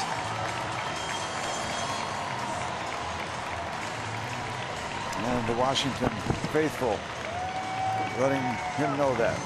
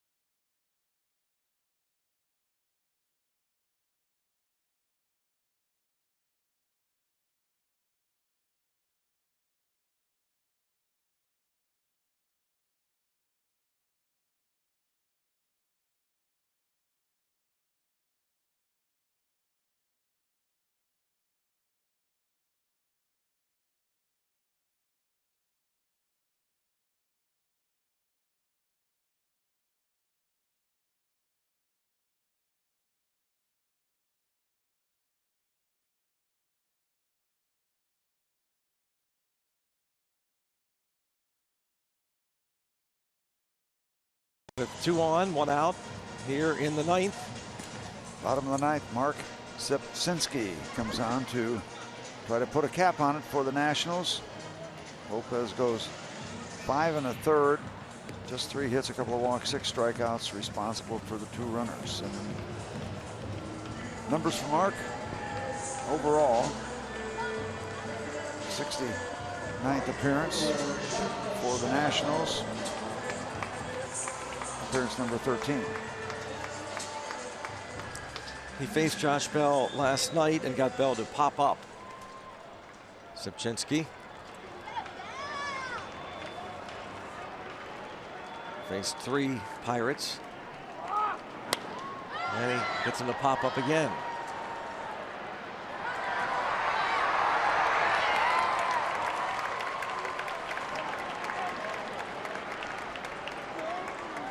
One more out to get, and now they head to the 9th in New York.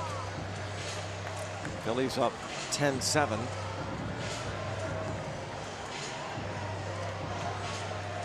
Scherzer might be looking at that right now. In fact, that scoreboard and right.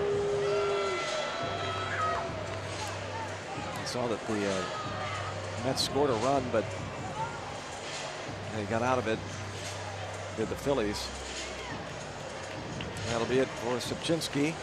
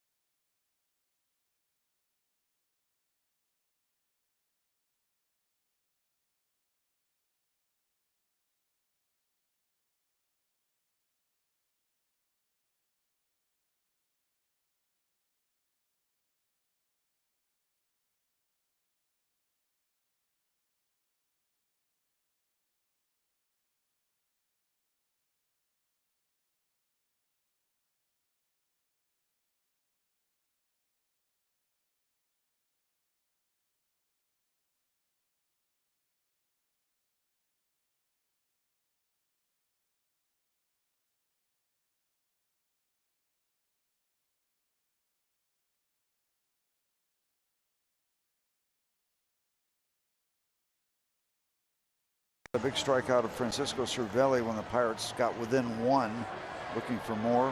Closed out an inning in the 6th. Here he is looking to close out the baseball game.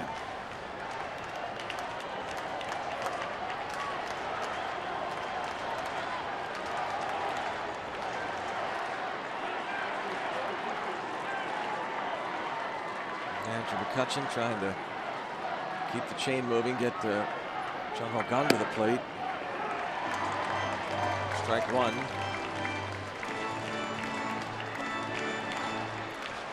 Not a save situation yet for Treinen, and it won't be for Treinen.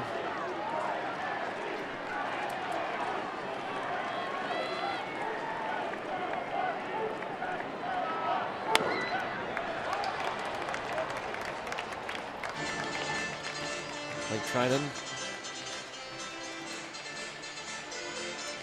came on last night following Sipczynski and struck out Francisco Cervelli, and then faced 3 batters in the 7th. Got into McCutchen to bounce out. Giving up 5 home runs.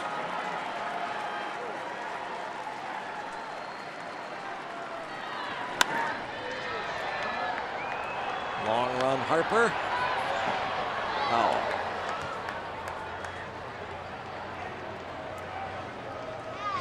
Probably a collective sigh of relief from the Nationals people as Bryce Harper went over hard to that low fence.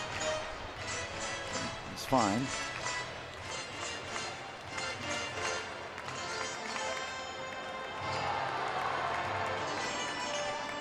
Chris Spire, is that Chris Spire? Yep. Moving people around, yeah.